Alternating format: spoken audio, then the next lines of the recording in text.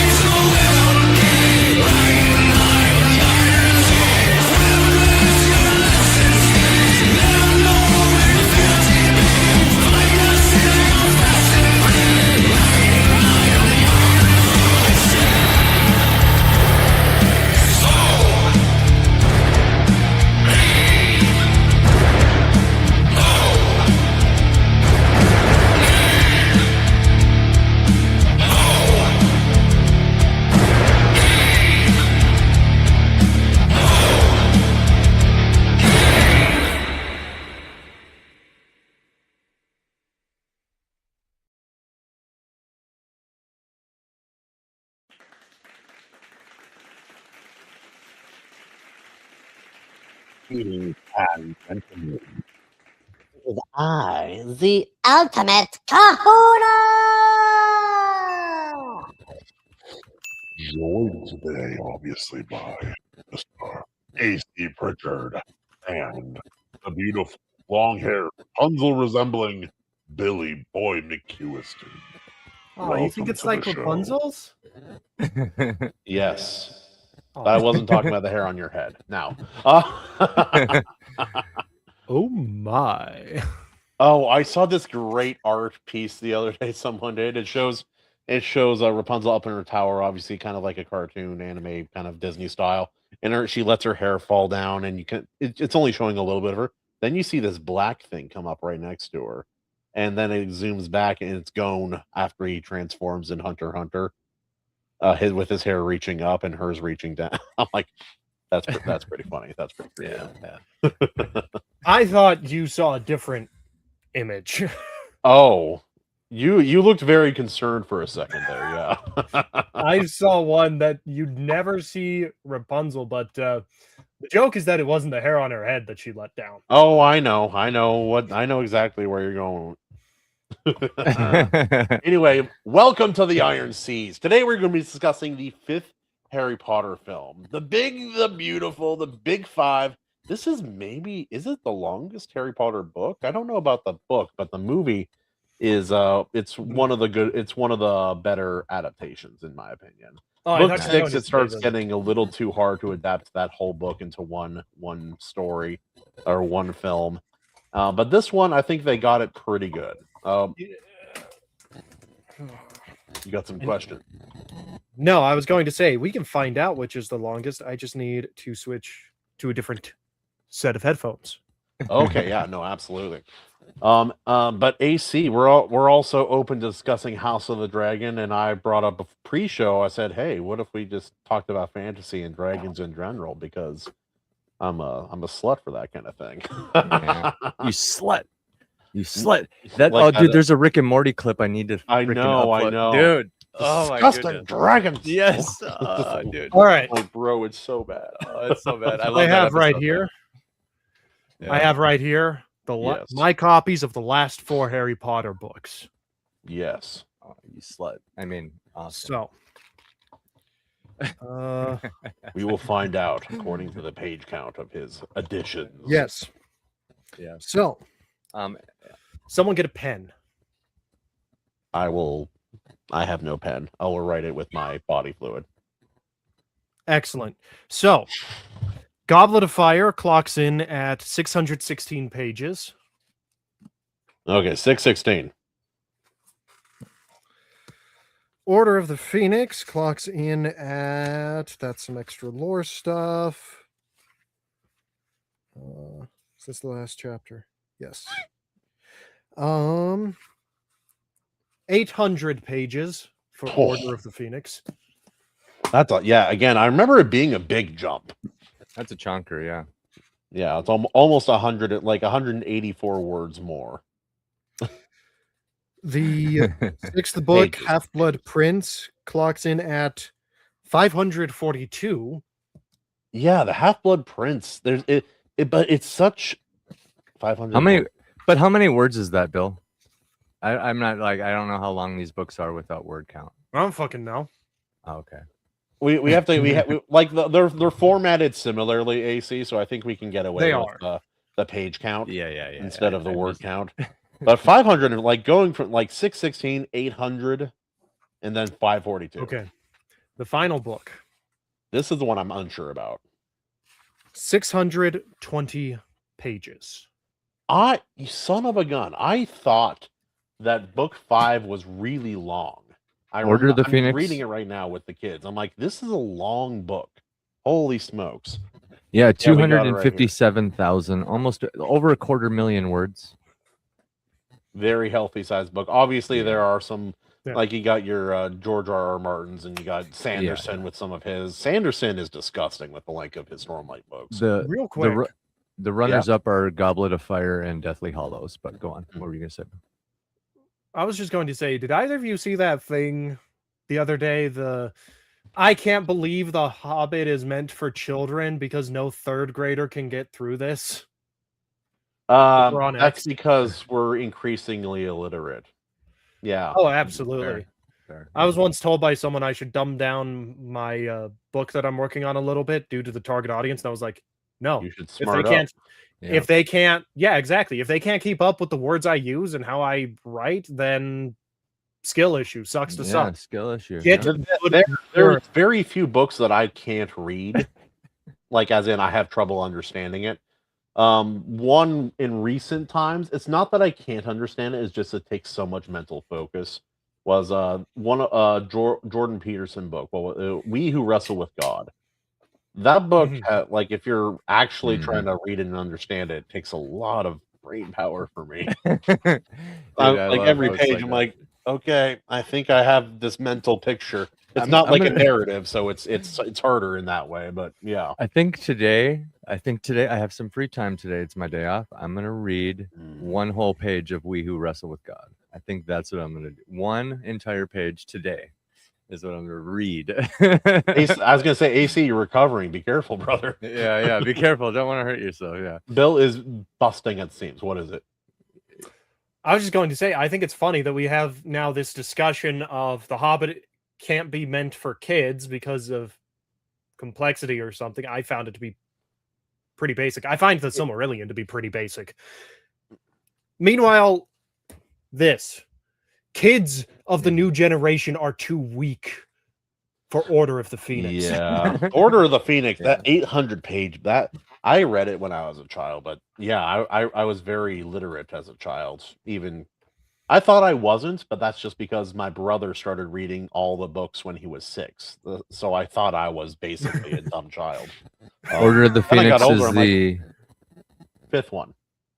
It's the second shortest movie. Yeah. But it doesn't feel like it cuts out too much. Hold on. Wait a minute. Which one does it say is the shortest movie? Okay, so it's actually the shortest movie because the shortest movie is part 2 of Deathly Hollows, which is the same movie as part 1. Yes. So they just gave us a year-long intermission, which was very nice of them to do. Plenty of bathroom breaks and time to get snacks. Also, I don't hate Harry Potter for this, and they weren't even the first one to do it, but they started the trend of part 1, part 2, part 3 movies coming out in theaters. One did it first. There was I know someone else did it first. I know someone else did it first. Kill Bill did it first for one, but actually, no. I was going to say in terms of young adult movie adaptations, I'm pretty sure Twilight did it first. I don't think so. They were coming out around the same time. Let's look up those dates because I think Harry Potter did this it. Is going to pollute my this is going to pollute my search history. What was the name of the last Twilight movie? No, I got it. I can search it up. Breaking Dawn. Yeah, let's see.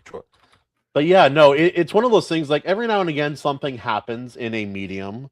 Like one particular series does or Oh. movie or entry does something very Maybe I was profound or wrong. interesting, or does one thing really, really well, but it corrupts the rest of everything that comes after it because they're all trying to Okay. imitate that success. Yeah, what you got? Kahuna, you're right. Harry Potter I was the knew it. first, apparently. I legitimately thought it was Twilight, but Breaking Dawn Part 1 came out in 2011, and Deathly Hallows Part 2 came out in 2011. Yep, that's what I thought. I knew it was around this. It was the same era, but yeah, for sure. I suspect they both took orders from the same boss, though. Possibly, except honestly, from the ones I've seen, I think Deathly Hallows is the only one that had a justifiable reason for it. Nope, they should have done it with the Half-Blood Prince. It's a shorter book. Okay, I mean in terms of the between it and Twilight, Part 1 and Part 2, the Hunger Games Part 1 and Part 2 movie. Out of the franchises, this is the one that actually warranted that. Yeah, I agree. It did warrant it. They could have been more on, and also Atrolis. I hope I'm saying that name right, but yeah, naming it Part 1 and Part 2 is lazy creativity. But this also, let's keep in mind, this wasn't the book. They were adapting one book, and so if they didn't name it Part 1 and Part 2, do you have any idea what they could have named it? They would have, like, in my mind, alternately, they would have had to come up with a different title for each. And I think that's not really true to the author's intent. So I agree it does feel creatively lazy, but I also don't have a solution. What do you guys think? Longer movie, I'd watch it all. Yeah, I mean, that's how I treat my favorite movie to watch on Easter morning is the 10 Commandments. So I'm kind of I like Andrei Tarkovsky. I'm a slut for long movies. Slut. A godless whore. Yes, we've all agreed. Whore. Oh my god. Also, I will agree with Atrolis when it comes to Dune. Oh yeah. Calling Dune split. I have no issues with them doing Dune in 2 movies. I actually think that was also a justifiable instance. But why the hell did you call the 2 Dune movies Chapter 1 and Chapter 2, and now you're not even using the title of the second book for your third movie? You're just calling it Chapter 3. What was the title of the second book again? It's Dune Messiah. Mm-hmm. No, that's the name of the third one now. In the movie, yeah, it's Dune Last Messiah. time I saw it, it was still being called Dune Chapter 3. Yeah, it's Dune Chapter 3 Messiah, but it is Dune Messiah. I just looked it up. The poster still says Dune Part 3. Kill Bill was split into 2. Yeah, no, book 1 was split into 2, and I think that's because of the film style they went with. I think that was justified.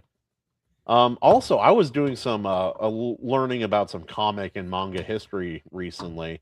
Did you guys know about the Mobius illustrated, or Mobius illustrated Dune?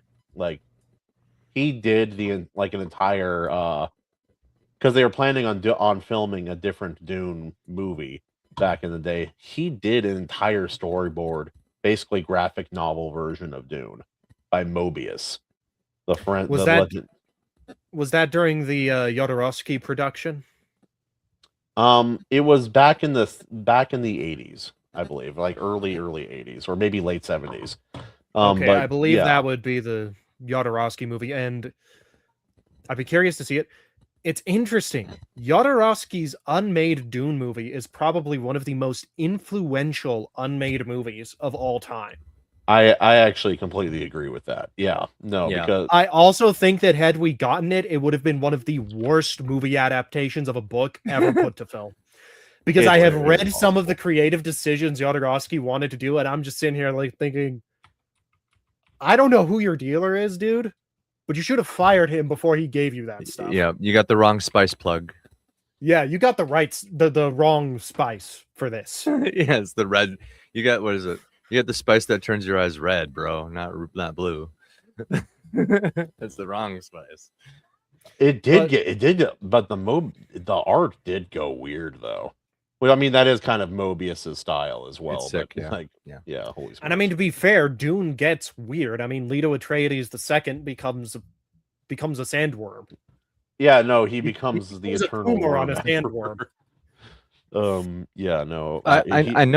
I know this is about Order of the Phoenix. Sorry, guys, I just got to interject really quickly, but this just like grinds my gears. It's about Order of the Phoenix, but like if you're gonna split the last movie into two parts, why did you omit anything if you're saying you needed to do it justice and cutting things would ruin it?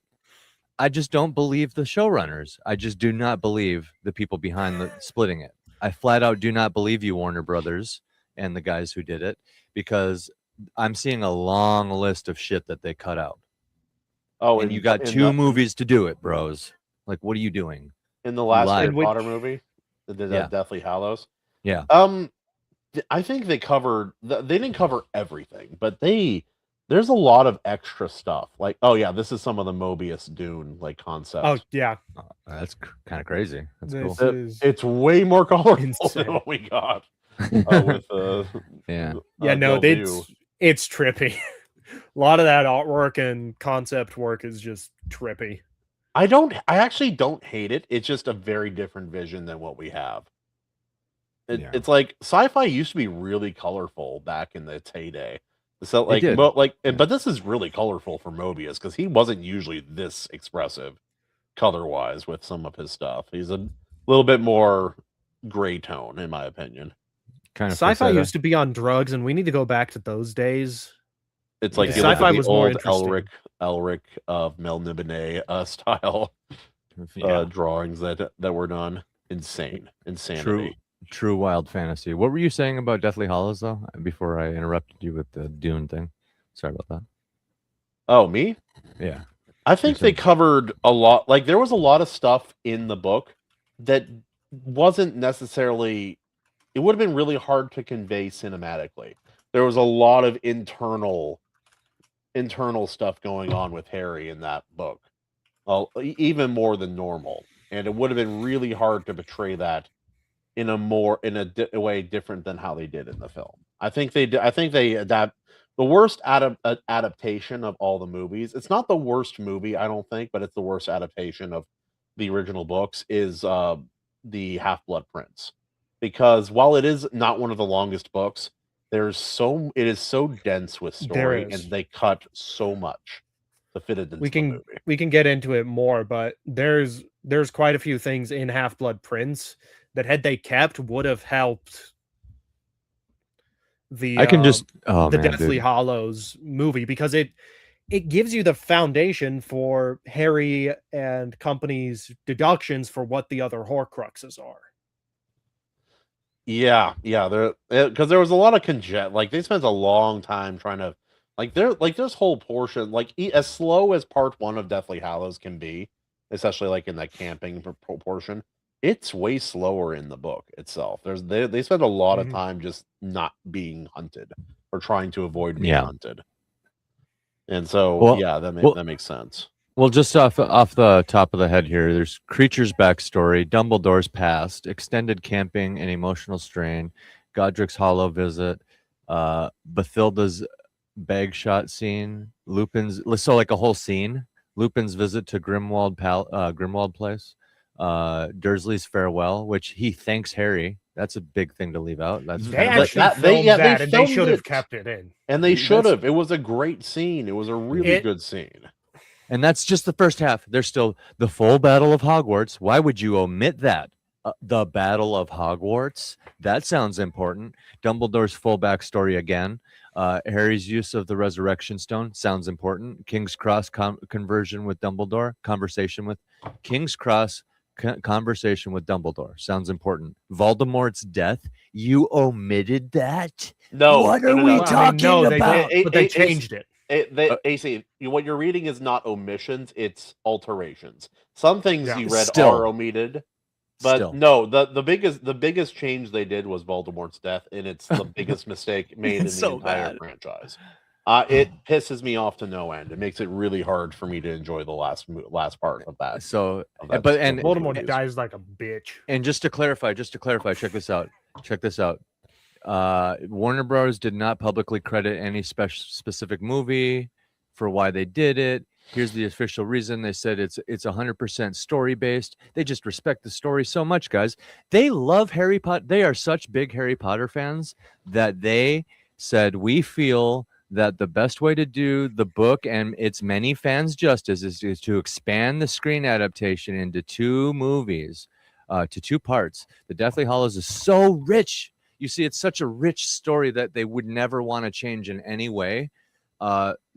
And it's so dense, and it's such a dense story that there's so much that is resolved. That after discussing it with J.K. Rowling, which they called Jo, they used her first names to really soften it so that the fans understand. Hey, we're friends with Jo.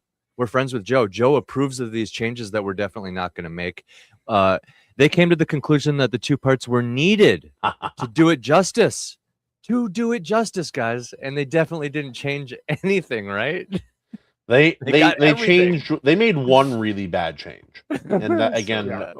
I'm going to save my full discussion of that for when we until the eventually movie. Yeah. until the movie, because it's a lot. But It's really switch- hard since we veered into the last. Yeah, we're 2, kind of but- going. Well, fine. Yeah. Well, one more Mobius thing as a palate cleanser, Yeah. then we'll talk about Dragon. Yes. Okay. How about that?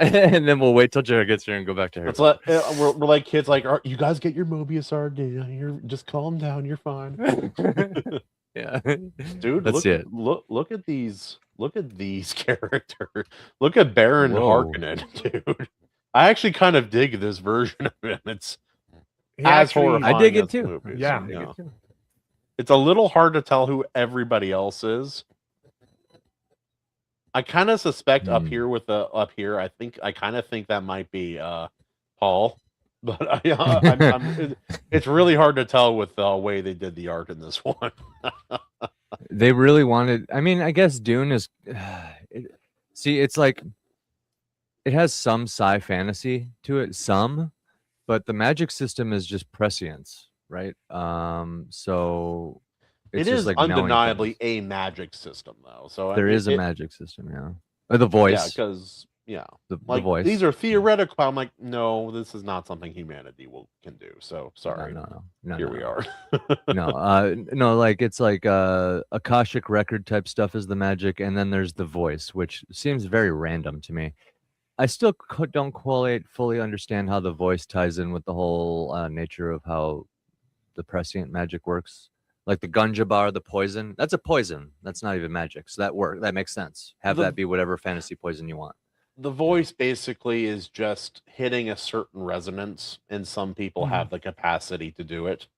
You hit a certain resonance, and it causes people to obey you. It basically tells your brain you're doing this right now. And of course, we are joined by Animation Overload. Welcome to the show, my friend. Did you get a chance to see some of our Mobius Dune art that we were looking at? I don't think so. What you got? I'll bring it back up. Yeah, Now, we got some Mobius stuff. you're looking at ships before, but I got some of the characters from Mobius's Dune. Because he did an entire storyboard for the movie that never existed. And these were his character Sweet. designs for a lot of the main cast. Yeah. It's pretty wild that this could have been what they were going for with a film for Dune. I wonder if he especially wanted it compared to the new one. I wonder if he wanted it so colorful because of just like the muted nature of Dune in general. Well, Mobius had I a very don't- like colorful style anyway. So Yeah. But he went pretty wild. Like I showed some of the ships, and I think some of the ship designs actually did inform some modern design stuff that they did. But the colors were more colorful than this. So yeah, there was that. But yeah, no, it's a good time. I like looking at Mobius art. It was fun to learn about his history. You know, he joined a cult on some Pacific islands for like 5 years or 10 years or something like that. As you do. Yeah. Yep. Children of I worked at Dune. the movie strip. Yeah, children. Oh, it's me over there. I gotta change mine now to Kahuna. That's what I always do. Let's see, just so there's clear difference here. See, there we go. Now there's no confusion as to but anyway, yeah, we were talking a little. Yeah, got a little woo. Woo! Oh, dang it.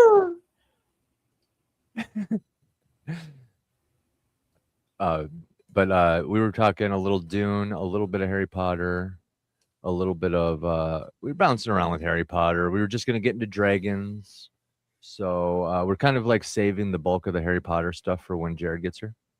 At least the juicy meat of it. But as far as like, I have no idea what to draw, so just bear with me. I'll have you seen Order of the Phoenix? Yes. Let's see. What's a good moment from Order of the Phoenix? Boys? When Dumbledore is fighting Voldemort. Yeah, Easy. that's straight up key. Voldemort fight. Yeah. Yeah, no. That's Just take all the time in the world, AO. We need all of the fountain guards fighting. You need to do figures for all of those, every single one, which are great statues, given motion. Obviously, very easy to do. Need all as the details. all artists know. Yeah. Yeah. But Dumbledore versus Voldemort, that'd be good. The fight in the movie is great and it's visually stunning. I think it's better. It's cooler. It's more dynamic in the book. It's more dynamic. Like in the book, if you guys don't recall, at one point Voldemort shoots a killing curse at Dumbledore. Instead of dodging it or trying to block it with something, his Phoenix Fox just flies in front of him and swallows the killing curse, and then is reborn instantly as a little baby bird. But that's kind of hilarious. So Phoenixes sick. So Phoenixes are actually a good reason for any wizard to just keep around and have a familiar. Just for that reason, there's a killing curse. It absorbs a killing curse. Yes, but they're pretty rare in universe, and their loyalty is really selective. What they don't tell you is they're basically like cats. They don't like almost anyone. Yeah. Gotcha. Except that I've never heard of a Phoenix trying to kill anyone besides the Basilisk in book 2. Yeah. But yeah, as far as dragons, like there's obviously like the basic idea kind of questions, like do you guys prefer like a more animalistic dragon or one that's more intelligent and able to transform or speak? Like there's a whole spectrum of how dragons are presented in stories. Yeah. Depends on the setting. Yeah, that's setting. What is the story that we're trying to tell? Yeah, like what's the movie Dragonheart? Sean's There's the dragon, kind of a weird combination. I prefer that he's intelligent in that one, but it would be weird in like say Harry Potter for that. Yeah. There you go. We need dragons smart enough to help you con the local villagers. Yeah. I just can't. I think I have a bit of a bias towards the more intelligent dragons and less animalistic because of all the fantasy and stories that my family read me or I read growing up. Like the story of the dragon who was challenged, but he heard this Arab man was a powerful man, and what they meant in the story was political power, but the dragon doesn't see any difference. So he landed, and he figured the best way to get rid of the dragon was to boast and pretend, like posture, basically. I am obviously more powerful than you. So the whole story is about him tricking the dragon into doing the tasks that were too easy for him, and it's great. It's great. It's fantastic. It's Tom Sawyer with dragons. Yeah, I think intelligent dragons are good when you're doing the same thing Tolkien was doing and kind of using dragons. Yeah, I grew up with the Hobbit animated film, and so like Smaug was cool. So I guess I leaned more towards he's intelligent, but he's not like intellectual, I guess. Well, and you think about it this way too. If you have intelligent dragons, even let's just take generic D&D world and put intelligent dragons in there. what ends up happening is you now have a higher species that exists than humanoids because they're impossibly ancient. They they're usually magic. They're very large and imposing, and then if they're also intelligent and like have sentience, it does kind of it shifts the power a little bit, because if a dragon is just an animal, even a magically powerful animal in a fantasy story, then but a human's intelligence and like coordination of humans is usually enough to overcome or at least keep them at bay. Yeah. Speaking of dragons, yo Draco, how you doing? What up, Draco? We were a just dragon talking would dragons. have to be like kaiju or something in order for it to be like a significant threat. Yeah. Like a force of nature almost. I have limited time to talk about dragons. Limited time? Yes. Because there's mac and cheese cooking. Are you be back after the mac and cheese is Never done? mind, I'll take it back. For sure. Hey, you're welcome all night, brother. But we're just talking dragons really quick. Since you got limited time, go ahead and before we get into like House of the Dragon talk, tell everybody, do you prefer smart dragons that can talk, or do you prefer like bestial dragons? I definitely prefer some talkative dragons. Talkative? Yeah, I do like the smart dragons. They can be characters in themselves, and plus, it's just cool to have a talking dragon. Yeah, I would agree with that. I was telling we were talking about some of the problems with that is that if it's just a normal fantasy story, if a dragon is also intelligent, it suddenly makes them the apex creature, like being instead of humans, of the automatically. whole world. Yeah, in many ways. Ultimate high fantasy dragon. I'll tell you. Say that again, animation? What? Ultimate high fantasy Dragon Tales. You know, it was the shit. I'll tell you. That's high fantasy. That is high fantasy, dude. That was some kid high fantasy shit right there. That's some good stuff. Listen, if you want to deal with the dragons being the apex predators, just put them in Cyberpunk. The Shadowrun dragons, they run corporations now, so you don't have to. So you don't have to go hunt them down, and they can stay in their place, and they got other powers to check them. See, seriously, look what humans do to other humans on this planet, just by virtue of our like insidious human brains. Now you put something like that insidious human brain inside of a timeless, ancient, like demigod reptilian body. Reptilian body. I'm going to keep that in the back of my head. Oh, I said body, but there you go. Maybe works. They're amphibians. I don't know. Just the timeless nature, right? What happens if you what if you just cram the spirit of a human inside of a dragon and let it live forever to do whatever machinations? I also kind of I appreciate when dragons shouldn't think that, especially if they're these powerful sentient dragons, they shouldn't think like humans. They should be very, very different in the way that they view the world and view, because they're not human. They're not human. Yeah, their natures are different. The core thought process running through every dragon's mind should be, I love gold. Or I'm hungry. That's what I would do. I'm hungry and horny. That's what my dragons would be. It's like, listen, I can talk. AC is just a dragon from Where are your riddles now? Yeah, my dragons would be no nonsense. No, like, okay, you can maybe there a couple are riddly, right? Like the classic ones, just for fun. But like for the most part, really, let's think about what a giant, smart reptile would be thinking and feeling. Maybe it's ancient, it's smarter than you, it's seen everything, and it's just like, I'm hungry, and like, what can you what do you have to offer me? Let's get this over with. Like, I have no patience at all for this monkey that wandered into my cave. What are you supposed to be? Can I eat you yet? Are you done talking? You know what I mean? That's just like what I'm thinking. Listen, as long as the dragons don't act like Dulcie, I'm fine. Yeah, act like what? They don't act like Dulcie. We're good. Okay, yeah. Yeah. No, like and then like you have obviously like the most cherub version of dragons, which is Kaguya-sama Dragon Maid, that one. Or not what is it? Oh, the manga. What is it called? Anyway, I know what you're talking about. You know what I'm talking about, yeah. Yeah, dragon. Anyway, Maid. she's a dragon, but she's Maid. usually just a girl with like horns and then like a tail, and that's usually Okay, hold on. what a dragon is. I got it. I figured it out. You figured it out? I figured it out. The best dragon is the kind that grants wishes. The dragon That's from a Dragon genie, Ball. doofus.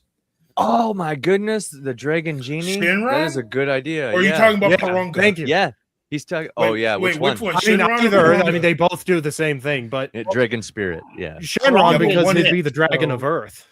that's cool. I like that. I like that style. I like that. So that would be Also, a sad sentient. music for King Kai never being resurrected, even though Goku Yeah. keeps promising to resurrect him. Yeah, yeah. He's like, "Oh, I'll get there, buddy. Any day now. I Yeah. promise." It's King like- Kai, you can make your own wishes. Get out of here. It's like To the be Also, fair, more American sad Goku is music just for the stupid fact enough, that- maybe he's actually forgotten. Also, more sad music Like for the fact that Launch. even though he's dead, King Kai still has to clock in for work as a Kai. Yeah. That's Like, we know that Kai's hell. train up replacements and retire, but King Kai, no, he's not allowed to. That was a good He's not allowed observation. to Spirit, retire. Death is more of divine, an office job in Dragon Ball anyway. divine spirit dragons were a good observation, brother. That's a good one. Mm-hmm. But that's Also, like what a sentient, dragon is conceptually in different fiction is interesting too.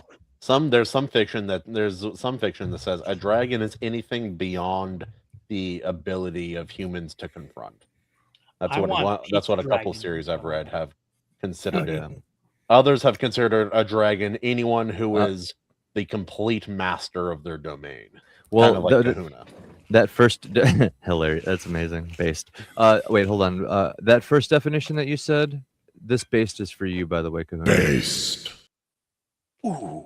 That first definition that you said is actually what I've been kind of doing with RK is like I don't have I do so the traditional like fire dragon wyvern thing that you guys might imagine is the like summer jungle, you know, the wet jungle variant of it with like that's where you get something like that. But like I'm thinking I'm gonna do what Kahuna said with the definition, and it's just like it's really just the title for any crazy big creature thing that becomes the apex predator. Anything of that is each beyond biome. a human's ability to confront. Yeah. Yeah. So the winter, like the Arctic polar dragon is just a woolly, like it's like a woolly T-Rex with huge tusks. And it's a dragon. That's my ice dragon. And then like the water That's version cool. is like a leviathan, right? The woolly T-Rex, yeah. Yeah. So Everybody loves the woolly T-Rex. We all love him. His name, Tiny. Anyway. tiny. Anyway, His But yeah, is Billy. I'm excited to do all those different dinosaurs. Shout outs to animation. He actually helped me think of the woolly T-Rex originally. I think I remember that night. Nice. But we were just gonna touch on House of the Dragon a little bit. Lord Draco. Master of the lore. yeah. Maester, so to say. He's like the I'm historian. only a maester. I'm wearing even gray today. Oh, Perfect. there you go. Yes. I just need a chain. Yeah. We Maester, we got some new discoveries in the George Martin universe. Basically, even though the show has gone full on into non-canon, fan fiction, We're off the map completely. it's gone. But we can still look at some of the little crusty nuggets that they may have left behind. One of those I noticed was there's a character that asked one of the head septons or whatever of the faith something about how they use the faith. Is it like something they need to be worried of because like the queen just conquered the city or whatever, so she's like, do I got to worry about you religious guys? Basically, how do you guys use it? And in no uncertain terms in the dialogue, they basically revealed that they compared it to dragons. So how does the faith use the religion? Well, just like you guys use dragons, of course, to conquer everybody as a weapon. So that's kind of confirmed. And so that like kind of goes with the whole like Maester conspiracy plot thing. We saw more green men this season, so that's kind of like double confirmed. Like little green men. I think that's the clever symbolism that George R.R. Martin is trying to allude to. Is there is definitely some sort of alien event that took place long ago. So all these little play on words like green men, And the little green men are the children of the forest. Those are the little green men, like Martians. But it's actually an inversion. No, those are just midgets. Those are the natives. Those are like the native fauna. I've been explaining this to Draco. He knows all this. He's probably been sick of hearing about the werewood truth. I figured out the true religion of Westeros and the magic and stuff, but that's neither here nor there. Understanding all this, we can start spotting all this stuff. And so there's some things like that confirmed, but at the same time, they've also like done just a little bit of work in like the Nettles department, right, Draco, of like trying to fix a couple things, maybe, but I don't think that's going to get fixed. They've gone into full fan fiction territory. Can you guys hear the voices in the background, by the way? No, you're good. Okay, good. Yeah, I turned up my noise cancellation because they're just yelling out there. I don't know how, but I only hear the voices in my head. We're only 4 episodes in, but I can say it clearly. Really, season 3 is a sink. It is, yeah. There's gonna be bad because like I still liked season 2, even though there were a lot of problems. But damn, that sucks. Yeah, I can confidently say it's probably going to be a sink as well. There's a couple cool moments, but they're not cool enough. Like that dragon fight at sea that they open the season with, very cool, so different that it just throws off the cool thing, and it's like it's just like eye popping, but not right, cool, like good job, guys. But if they do something cool before the end, I've got my eyes peeled for this event where like Adam of Hull, right? Is that Adam of Hull, or am I thinking of the different one? Adam. I mean, there's Adam and there's Alan. Alan is the one without the dragon. Alan's the one without the dragon. Okay, Adam. I'm waiting for Adam to go and talk to the Green Men because they're probably going to reveal some more stuff there. There's this whole scene, like in the history books. Apparently, one of the new dragon riders goes and talks to the Green Men, and nobody knows what they talked about. But right after he goes and talks to them, raises an entire army. Right after he talks to the Green Men, raises an entire army behind this dragon rider, and then goes to a battle and dies. So it kind of just looks like they gassed him up to do that. And that's probably what's going to happen. We just told him to go get some milk. I don't know what the hell happened. Yeah, I don't know why he raised an army and he met one of their women. She said it'd be really cool if you went and started. I don't even know if we're gonna Israeli honeypot. Yeah, I was thinking if we're gonna get that. honeypot, They're doing. Nah, don't go for that one. You'll end up turning blue. But I don't know if we're gonna get like they're doing Tumbleton all weird. Like Ormond Hightower is there. They're already in the town. It's like the first battle's going to be different. And I don't even know. Well, and it's I have no idea. I can't predict it. Like I had some idea from the book and the show, but the little change from season 1, we were still like on track. But ever since the Battle of the Gullet, the first episode, we were like just completely off the map entirely. Yeah. Like we skipped the Red Fort. We by skipped the fish necessity, feed. they have to like expand things a bit for the show more, leave out some ambiguity in the books because it just doesn't work in the show as well. But they've gone so far off script now. Yeah.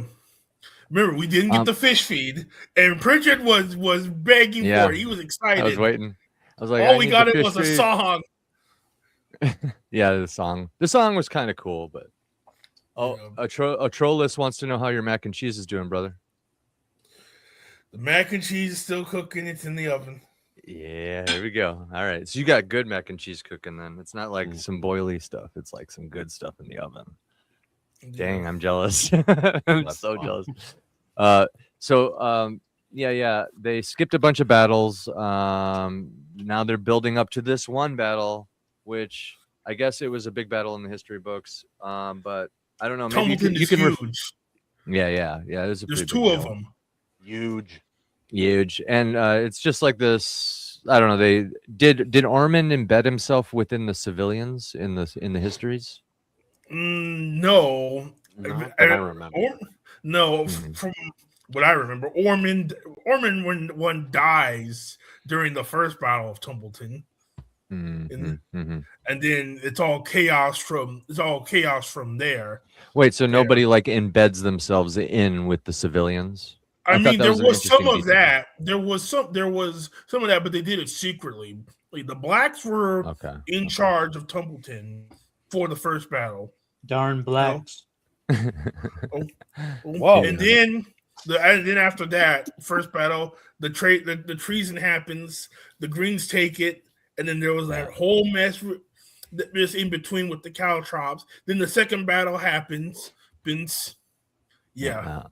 And it's all for a market town, right? This port city. Well, yeah, it's a market town. It's also on the path to King's Landing, which was the whole point of taking Tumbleton. Yeah. King's Landing didn't even exist before Aegon showed up. I know. Like, I love reading the history books. It's like, yep, they built this crappy wooden fortress for a little bit, and was like the city was already overflowing in its earliest days. I'm like, oh, it didn't get any better. No. So yeah, that's kind of where we're at, is pure fan fiction spec, and I think you nailed it, Draco. What really stood out to me by what you said is you're like, I can't predict it. I think I'm pretty sure that's what the showrunners are trying to go for. They're at this point, they know that they have lost real fans who would have otherwise cared about this. So I think what they're going for now is they're just going to bend George R.R. Martin over so hard that it comes full circle. And he essentially, we don't know where the show's going to go. Hell, they might even just like have Rhaenyra survive all the way to the end and die of old age for all they care. Why not? Which Why would be not? funny, You know, because it would contradict even the HBO Game of Thrones adaptation. Exactly. Because Joffrey actually mentions Rhaenyra. The dance gets mentioned in the show and the fate. So it's like, wow, that's gonna really throw it off. Yeah, the way she dies is already spoiled because she's supposed to be eaten by the King's Dragon. That is what's supposed to happen. And they killed the King's Dragon last season. So, and like even the book, like the dragon's basically crippled, but it's not dead yet. No, right. In the show, it looks pretty dead, but they did do this thing where they went out of their way to have the king visit his dead dragon. It looks pretty dead. It's like sitting there. It's been there for weeks and months, right? With its mouth hanging open, dead. Like, he even goes, "Oh, it's just sleeping." And in this universe, you can, resurrect things with blood magic and stuff like that. So the possibilities there. Yeah, and some of the ones who maybe would have known were some of the dragon trainers. They might have known some of the old magic of Valyria, or some of the older Targaryens. But just that knowledge a lot of that knowledge was already lost when Valyria fell. And even more of it as this whole dance went on and on. Yeah. Shit, send Daemon to fucking Ashai to just learn some ancient magic, right? That would be a good unifying thing between the two families. Like, brother, or what is it? Is it his brother or his uncle? No, it's his uncle. He's like, "Uncle, my dragon's dead." He's like, "Damn, that sucks." He's like, "Yeah, help." And he's like, "Okay," because I love dragons. Okay. And then the war's done. He flies to Ashai. Brings back a red priest. They resurrect the dragon. See, this is how you go off the rails, HBO. You just forget everything George Martin wrote and just do whatever you want. Well, since you're already doing that.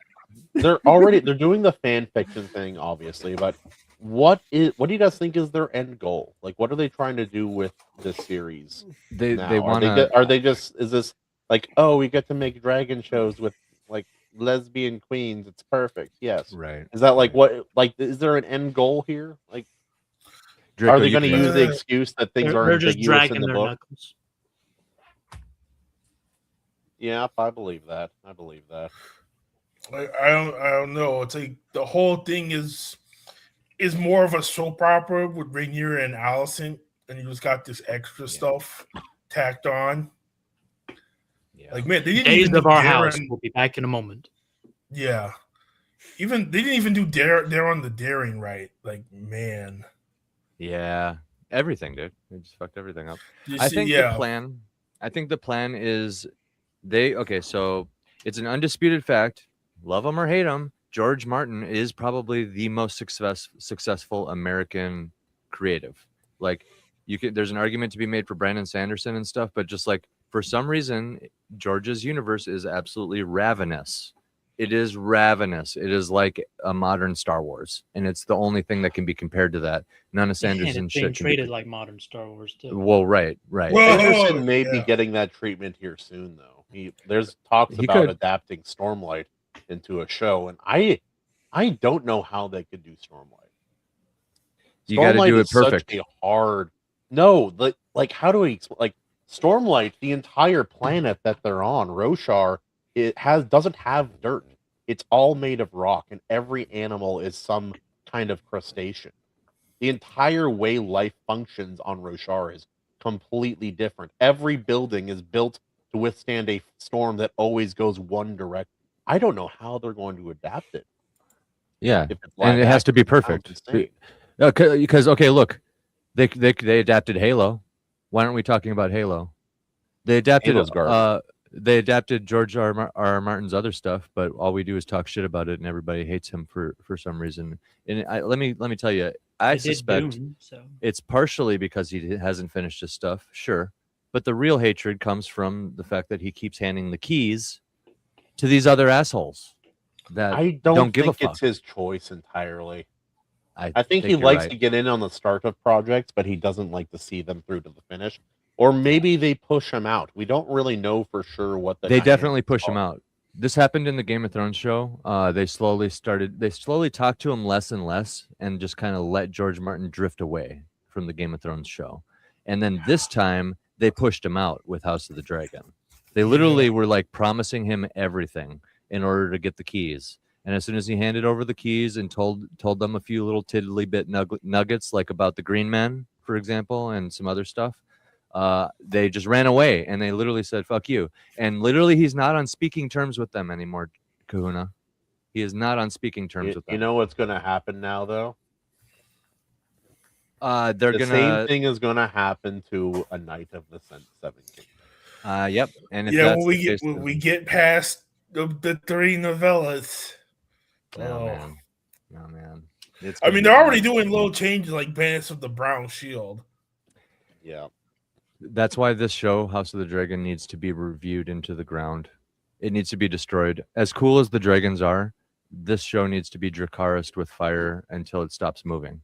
Season 1 was so damn they need to shoot the It spear was, at the yeah. dragon out of thin air. I mean, I'm sorry, Supergirl. I know you have a new career now because you were a Targaryen for like half of a season, but you suck as Supergirl and the show sucks. I'm sorry, Allison Hightower. You did pretty good. Not gonna lie, that was actually pretty solid, Allison Hightower. But they made you do a lot of dumb shit, so now your career must be destroyed.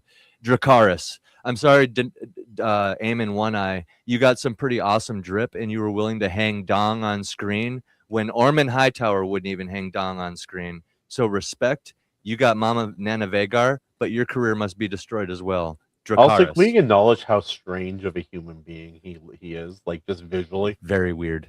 Yeah. He's a perfect Targaryen for that reason, but he's a very odd duck.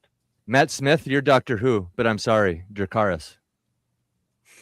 There you go. Like that's the Matt show Smith needs to die. has done no wrong in this show. He's been great. He's just been doing what they tell him. His acting has been top notch. It's been really. It's been good. Yeah. Yeah. And now they're like, hey, what if you dreamed about your mom and had weird things? And what if we expanded on the crap nobody cared about from the book, or got rid of other things altogether? Also, it's like somehow like they tried so hard to make him the bad guy, and people still loved him. They loved him. He's the rogue prince, bro. It's George's favorite. They got to do it because they won't let Rhaenyra be the bad guy at all. Yep. Yeah. So all the bad things has to be either a misunderstanding or just someone else. And Daemon is a really good scapegoat. Yeah. I'm not even a big fan of George R.R. Martin. Like, I like his Dunk and Egg books out of everything else he's written. At least in this universe. I don't know about his other works, but man, there's just, at least with Fire and Blood, these characters had agency. They owned who they were, even if they were terrible. They just don't. All of the Greens are dysfunctional, and Rhaenyra is trying to be the good queen like Daenerys, even though she's been raised as a spoiled, sheltered aristocrat for years, but she's acting on behalf of the small folk. Doesn't make sense. Yeah. does Like not even make sense. Missaria is That's, just that's, trying to that's be not like even a light. historically always inaccurate.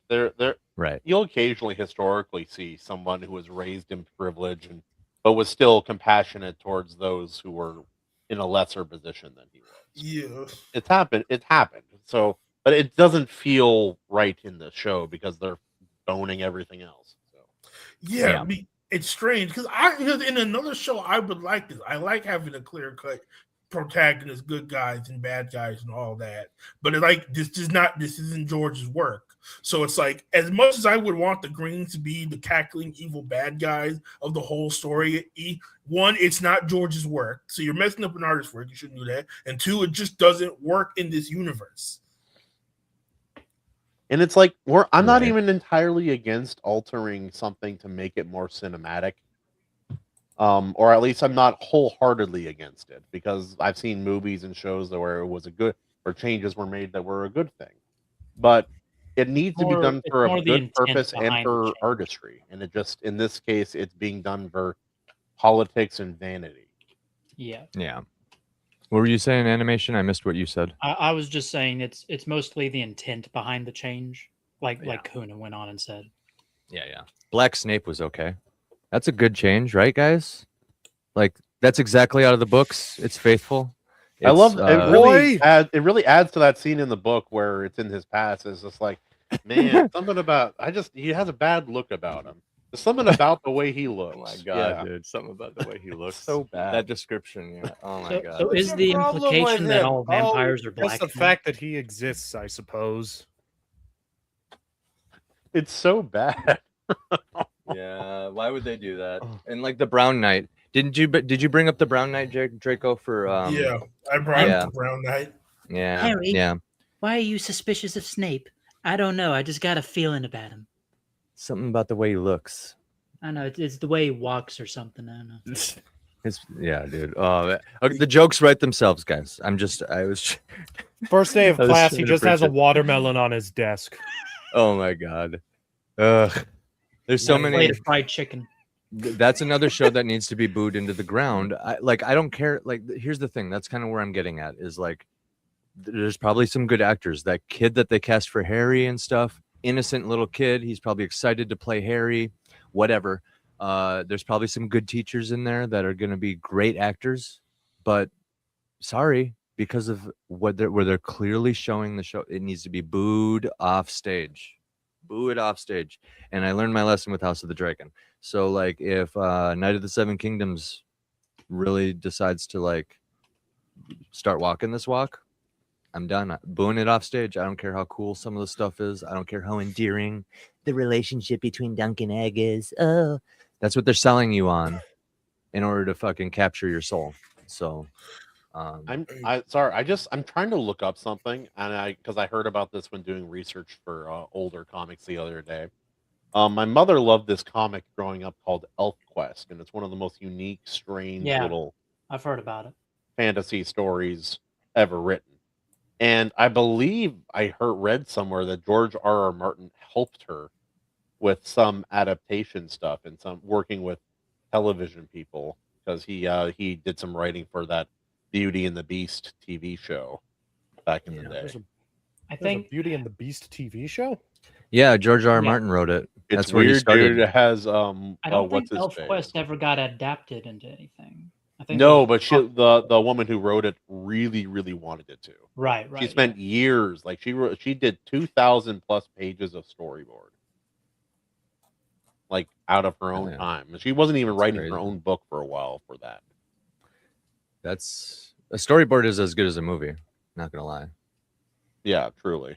Beauty and the Beast. It was with the guy. Oh, what's his face? Hellboy. Oh, yeah, that guy. The actor. Perlman? What's his God. Perlman? Ron Perlman. Yeah, Ron. Yeah. He was the Beast. And, like, he was living in a sewer under like in a big city. It was weird, dude. It was. It looked like Thundercats.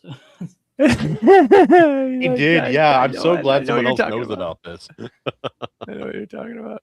You got the Perlman as Thundercat. You know, one of the most interesting, like the more insightful things I've learned about George R. R. Martin is based off of a long conversation he had that was recorded with Stephen King, of all people. And they had this very, very long conversation. You can probably find it on YouTube. It's really good. I might link it to the video afterwards. Hell yeah.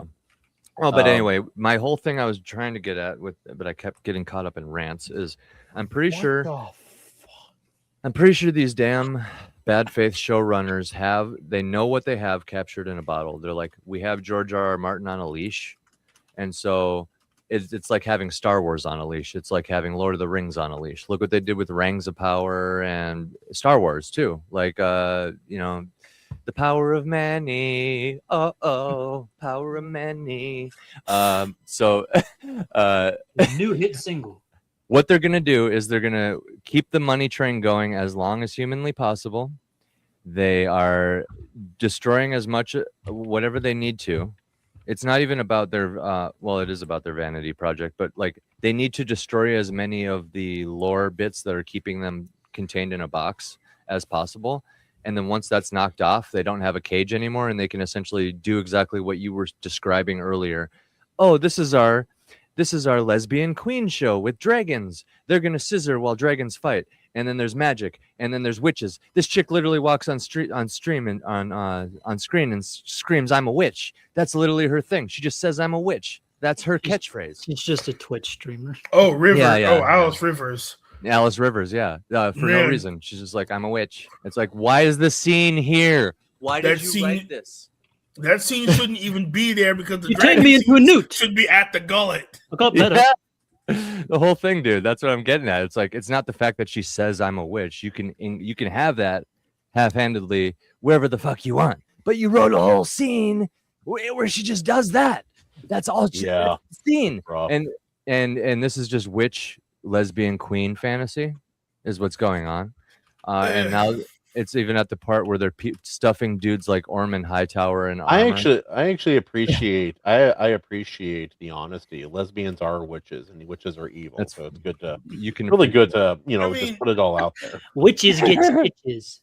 For Alice though, she does kind of become a queen later. I mean, like in Martin's history. Oh. What in the snarf is that? Yeah, that is Ron Perlman from Beauty and the Beauty and the Beast TV. He's show. the Beast, brother. That's Ron Perlman. Oh, Beast. I don't think he looks very different here, actually. He definitely looks. We need to post this on like trimmed modern a little furry bit. art forums and be like, "Is this what you guys really want?" This is what you guys really wanted, isn't it? Was this George Martin doing this? Yes. Yes, he wrote for this show quite a bit. Oh man, hey Jared, we're looking at a masterpiece of costume and makeup right now. Oh, Ron Perlman, the man himself. Yeah, from Beauty. So you know about? Did you watch this back in the day, bro? I was, Yeah. I remember when the show was like on prime time. Oh, it's so bad, dude. You always underestimate how old I am. That's true. That's true. How old are you? Well, you're 48. like 30, right? 48. Whoa. Wait, say that again. 48. Oh shit, you're younger It's than I because thought you his were. kids are the same good. age as my kids. That throws everything off. That's why. Well, it's his hair. Like the fact that his hair is all gray and Oh, dude, I've been going there's not a whole lot of it. It's like, okay, is he going gray now? So that put him in his 50s? No, apparently he's in his 40s. It's like, oh, okay. Yeah, no, I take after my grandpa. I started going gray when I was 25. Yeah, no. Everything I've learned from science says that if you want to know what kind of hair you're gonna have, you have to look at your mother's father. Genetically, that seems to be where a lot of guys get their hair for some reason. I refuse to believe my hair will ever get like that. Bill, you're like 3 years away from all of it falling out. I'm sorry. I hate to be the one to tell you. No, I'm not. Oh, And now- Now that Yeah. Christman is here, we can jump back to Harry Potter. Bro, Pritchard, before you jump back into Potter, there was one thing Oh, I yes. wanted to finish. Please See, do. Alice Rivers is truly a witch. See, in the history, after the dance, she becomes a problem for Aegon III and the Regency. She basically takes Harrenhal with a bunch of troops from the war, basically broken veterans and such, and basically declares herself Queen of Harrenhal, and uses her magic to basically kill anyone that comes in and tries to demand it from her. We don't know what happens after that, but allegedly she also has a kid with Aemon, which no one knows what happens. Martin has not written It's far like back. them hooking up problem. isn't even really confirmed in the histories either. So it's just like it's rumored, but it's not. Yeah. So they could go anywhere with it. The kid is Aemon's, but what is true is that she basically becomes a problem during the Regency period. Gotcha. Which is fine. It's just like it's like hearing Kahuna describe the thing earlier with the like lesbian queens and stuff. I'm like, that is literally 100% what they're doing. It's like destroying culture and replacing it with. It doesn't even matter if people like the show. You just need to flood our minds with things that you're interested in. And since George Martin has a world that has blood magic in it, you guys are a bunch of occult fucking freaks that eat babies in the Epstein files. And so you get your hands on this fucking show and you put people like Emma Darcy, God bless her lesbian soul. God bless it. God bless you, Emma Darcy, for your great acting, but your poor life choices. Nothing good happens at Harrenhal. Right. No. Right. But like they get their hands on this and then they just smear their religious beliefs all over it. George is trying to write a book over here and tell a story. And then they get their hands on it and they're like, I'm a witch. We're lesbian queens. We're going to destroy this culture and do whatever the fuck we want. And rub it in your face. I know nothing about that living where I live. Yeah, in Washington. Have scissors been invented yet? So fill me in on a lore detail because I've only read the main books that have been published, and I'm pissed off at George, so I refuse to read any of the rest of it. How long between? Because I assume we're talking about the House of the Dragon. Yeah. So how long between where the House of the Dragon and when Harrenhal gets melted? It was melted already. It was melted by really? wasn't it Aegon the First, like the Conqueror? Yes. Oh, so Harrenhal's already been. Yeah, it was destroyed like immediately after it was done being built. Yes. Okay. It's my understanding, Jarrod, that, and here's the magical occult side of this, is Harren is kind of like Harrenhal, King Harren the Black, the dreadful, the evil King Harren. Think of it, it evokes imagery of like King Herod, like Herod's demise from the Bible, like this bad, oppressive king, right? Nebuchadnezzar type. Who I never caught that either. I didn't. AC, thank you for making that connection. I didn't make that connection either. But King Herod was also a builder. He built a lot of monuments in his time, like this real version. Yes, so sir. that's a great connection. I never made it. George is being respectful with the symbolism. Like, yes, Daenerys has a whole bunch of like Vedic symbolism, Christian symbolism, Mother Goddess, pagan, all of it. But it's all very respectful. That's why everybody is so sure she's a good guy. And the show, that's why it pissed people off, because of the way he writes these characters. He's being respectful. So Harrenhal, it's like the folly of King Harren. Mm-hmm. He had like countless slaves that he just literally forced. He literally forced this project in the most biblical way you can ever imagine. He needed the biggest hall. It needed X amount. It needed X amount of this, X amount of that. It needed to be twice as tall as everything else. You know what I mean? He was building his freaking like monument from slaves. People were just like dying as they were building it. So it's like it became a blood ritual because of how many people were dying as they were making it. So the whole thing is a giant occult altar. And the moment it was done, Aegon the Conqueror shows up. And there you go. Cooked them all inside of it. And so it was sealed with fire. That was like signing the name on the occult symbol. So Gotcha. yeah, and instead of doing anything cool like that, the showrunners are just gonna like destroy George's shit and just have people say I'm a witch on screen just because they think they're witches. So that's where I'm at. Epstein file people, you know. Jeez. Perfect. Leave it to Hollywood to just put it right on the nose. And I think that's why George is kind of like not on speaking terms with these people. I really don't like to think. I don't think George is eating babies. You know, maybe he's a big guy, but you know, but healthy appetite. Get in my belly. he doesn't have any kids, and he's been married for like this whole time. So He's married? that is something. Yeah, he has a Yeah. wife, which is, you know, weirdly enough, she's a tarot reader like my wife. So it makes me wonder if she's helped him with a lot of the symbolic stuff. Wait, time. George is married? Yeah, and has been this whole time and doesn't have any kids. Time. Yeah. Yeah. Yep. Huh. It doesn't come across as very much of a romantic relationship. If Not I'm at all. honest, But Nope, not at yeah. all. They It's do hard- seem like they care. It's hard to have If- a romantic relationship with someone else when you love yourself that much. Yes, exactly.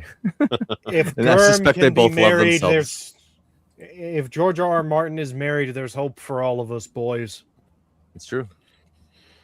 That is true. Not you, Bill. Everybody else. I have accepted my fate. It's we can okay. move- That's why you have cats for all that romantic.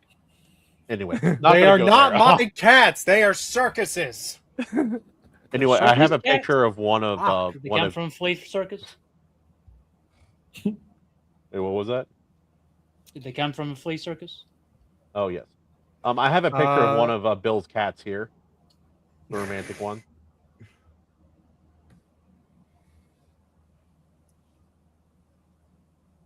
There we go. There it is. There's Bill's cat. That is not one of my cats. Oh, Wait, no, Lord, look out. Lord. It's not one of my Still cats. has It's its not one tail, of it's the whole- Circus's it's the whole cats. thing. I mean, to be fair, Ron did look better as Vincent than he does in real life. That's not all. Yeah, in real life, he looks. I'm like, no wonder they're always putting him in costume and masks and makeup. We're so mean to Ron Perlman now. It's like it's a weird thing. I'm never really upset when I see him in a movie. Like he doesn't always make every film he's in, but I'm never upset when I see him. I'm good always character upset. I'm always upset when I see him outside of a movie and he starts talking. Yes. Oh Then yeah, I yeah. No, then I you shut don't off have the to TV. listen to what he's saying. But anytime, yeah, inside of a story where he's being told what to say by people who are competent, then yes, good job. He's got a great job, Ron. voice, too. Sons of Anarchy, very good. I love in the Very that good. old Stephen King movie where he's that one of the cops who gets killed by Oh, the it was a aliens or- sleepwalker or something? Or... Yeah, so Sleepwalkers or Skinwalkers, whatever that one's called. Yeah, Sleepwalkers. he's a cop. Like that movie is star-studded, by the way, for no reason. There's no It's reason. got Mark Hamill in it. Yeah, Mark Hamill. Like this whole long list of like big name celebrities, and it's the worst movie of all time. Billy Judd, I hate to break it to you, we're probably not seeing any returning actors or actresses in the HBO show. The good news is that that show may never happen. So there's that. Boo it off stage. Boo it off stage. We can't even let these things let them burn all their money initially and then just boo it off stage. Just seriously, guys, we need to start doing. I don't even know how we do that. It kind of feels like our government, actually, where it's like they're like, oh no, you guys have a choice, you can vote, and then stuff just happens anyway. So it's just like, I don't know, reject it every chance you get, boo it off stage, tell your friends how freaking stupid it is, and it's just by virtue where it's not the same as the book. It's that simple, right? Yeah. That's kind of where we're at. Very rarely does something actually do something good and change it. I love Ao's Doctor Who hands that he's given to I'm getting very much like the Grinch vibes from our Slytherin here, from our beautiful little Voldemort. I love it. It's great. It's fun. It's good stuff. Yeah. This is probably one of his best pieces so far. Oh, composition is fire. Yeah. It's very good. Yeah. This is a very good I piece. Yeah. I love his style too. You got the thin neck, the giant head, and then the hands and the body positions and everything. You should make Dumbledore more buff when you start adding your final lines over there. You know? Give him a big veiny forearm right there. Dumbbell door. Dumbbell door. Wall Yeah. or whatever. Yep. We will never show Dumbledore again in art unless he is really buff. Just That's the law. jacked. That's why he wears this is a robes good all time the to time. transition to talking about the fifth movie, The Order of the Yes. Phoenix. Jarrod, real quick to catch you up. Earlier, we talked about the lengths of the books, and Bill and I got in an argument, of course, because I'm the older brother. I win. We were arguing which book in the Harry Potter books was longest, and it wasn't an argument. No, it was an argument. He went through that. He threw down. He gambled money. He owes me everything now. But It's not anyway. a competition. I already Okay, won. first of all, like, Anyway, so we were. it wasn't everything. I only bargained my soul, and because my dad's a ginger, I only have half a soul. Okay, so What can I do with half a soul? Anyway. Exactly. But yeah, Have the my half. fifth What book is- was the longest, and the movie is one of the shortest. But I still feel like they adapted most of the story pretty well. How do you See you, feel about it? Draco. Because you've read the books a lot too. The Order of the Phoenix. I thought, yeah, Order of the Phoenix is one of the better adaptations. I think book to film. I think also this line was not in the books, but it is a great line. Yes. Also, I do love It in the is books. peak. It's a little bit. Kingsley actually is the one who gets everybody. Yep. In that scene, and Dumbledore just walks out and he tells them, "Tell them that I disappeared in a fantastical way, and don't explain how." Then he Yeah. like walks out, but Dumbledore's just like, that line is bro, so I'm good. too old for this shit. Kingsley, make something up. You got me, fam. But you have to admit, Dumbledore's got style. Style. Yeah. Oh, he's so great. I love Kingsley. Kingsley's second book's Shackleton. awesome. Dumbledore was like, you assume I'm gonna go quietly. Yeah. It's like, I think you've forgotten who I am. I'm the guy who fought Wizard Hitler. Anyway, I am he. I am him. He was aura farming. That's all he was doing. Honestly. But yeah, no, this book is different. Like Harry's really feeling the pressure in this one in ways he hasn't necessarily. Like he's been ostracized before, like in multiple different stories. But this one, it feels more. Even more. Well, yeah, than now the normal. government's government ostracizing him. Imagine a high school student having like the world's biggest newspaper back when that mattered, writing about how you're a dirty liar, essentially. Spider-Man. I'm just kidding. Bring me pictures of Spider-Man. Anyway, Are you serious? It's yours. it's like, oh, you're fired. Get out. But we need pictures at the. Oh, come back in here. What is it? You're rehired. Come here. Dude, Jonah Jameson in those OG, like legendary. Yes. Absolutely. Dude, those OG films are just legendary. Like, remember what? Like, look back now. Was Spider-Man 3 that bad? No, it Like, was look not. at modern movies. Was Like, it that bad? Fine. Yeah, I didn't think We it were was. Not only was it bad. not that bad, Amazing A little Spider-Man cramped 2 other than that. and Amazing Spider-Man 2 basically dialed up the problems with Spider-Man 3 up to 11, and it looks like Brand New Day is going to be dialing them up to 15. Yeah. Is he Venom? What's going on? Is he turning into? Is his spider DNA taking over again? Is that the direction they're going with Brand New Day? I have no idea. I think it's the evolution storyline, Spider-Man evolution. That's kind of what I was thinking. Is that the one where he turned into like the weird man spider thing? it's That- one? I think That that comes happened from more where he than gets the- once. Yeah, Okay, where he gets the other arms. because It's like every other. yeah, because they adapted that for the '90s cartoon, didn't they? Yeah. That story arc was rad. That was my favorite as a kid because you get to see Spider-Man turn into this monster, just living in this giant web in New York, and then the Punisher's going after him. It was great. I think the Spider-Man through like Raimi's third Spider-Man film.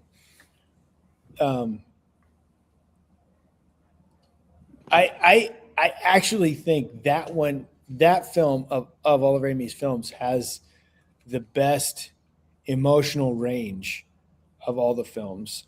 It's just that stupid emo Peter.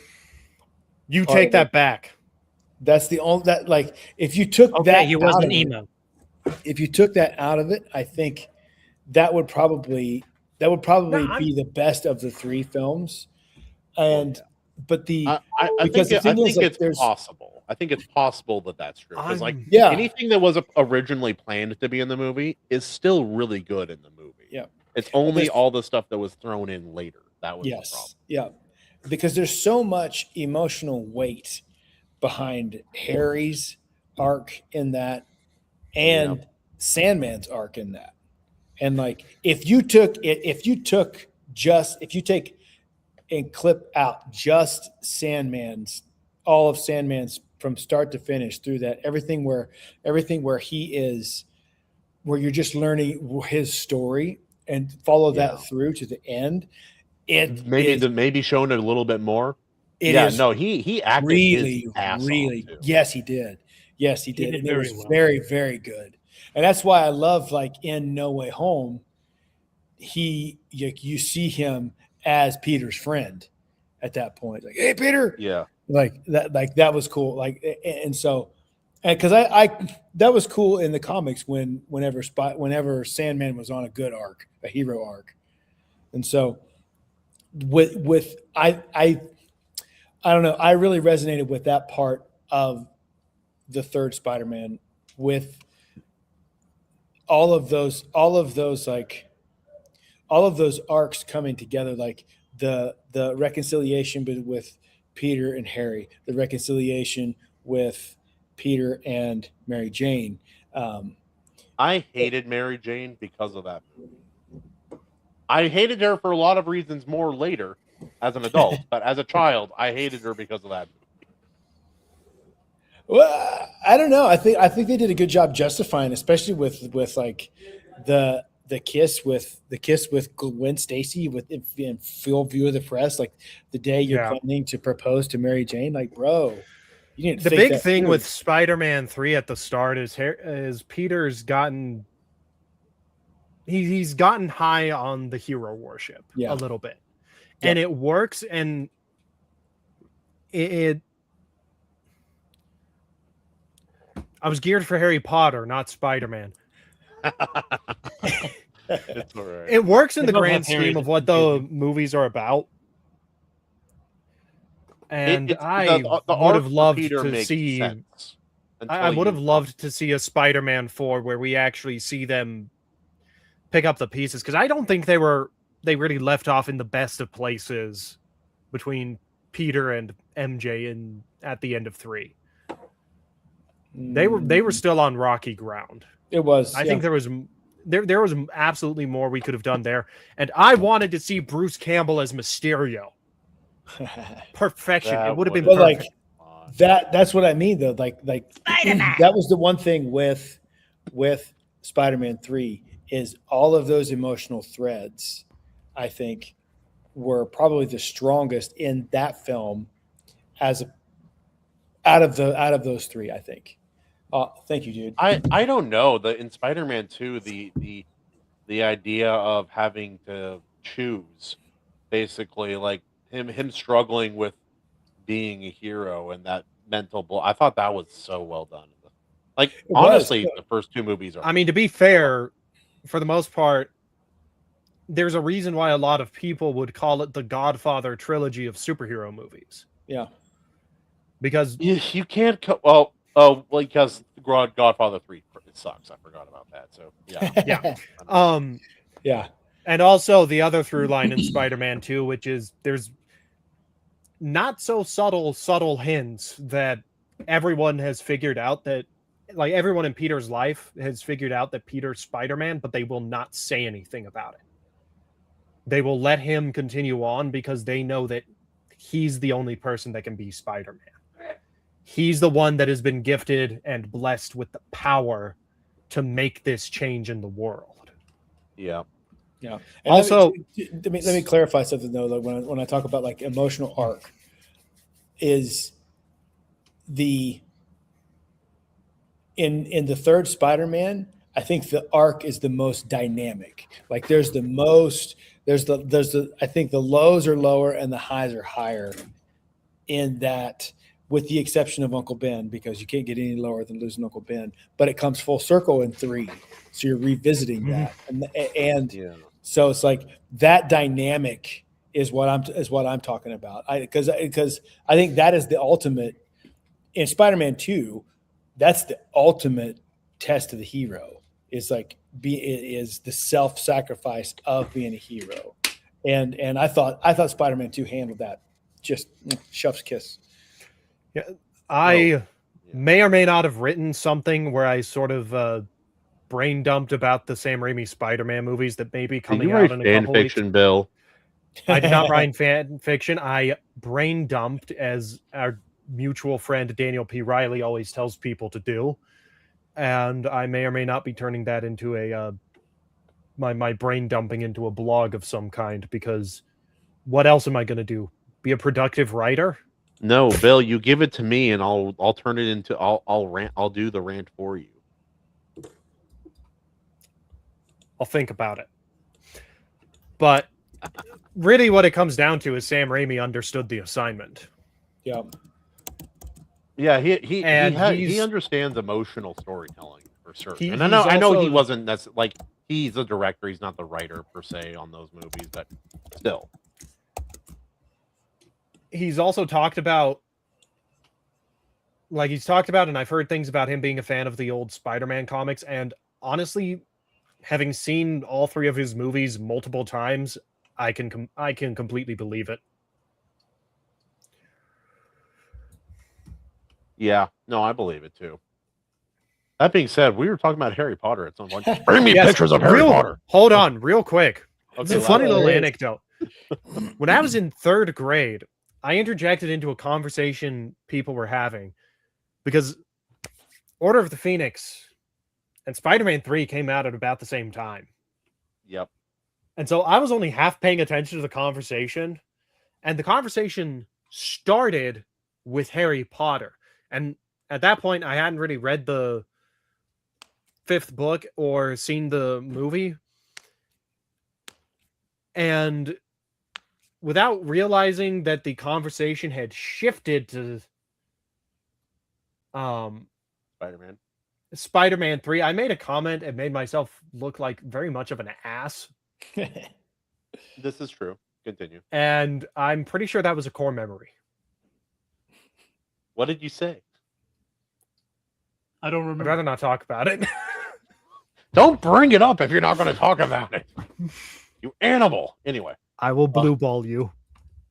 Oh yeah, there's Dumbledore. There we go. He's swollen. He's like, I may be out of magic, but I ain't out of options.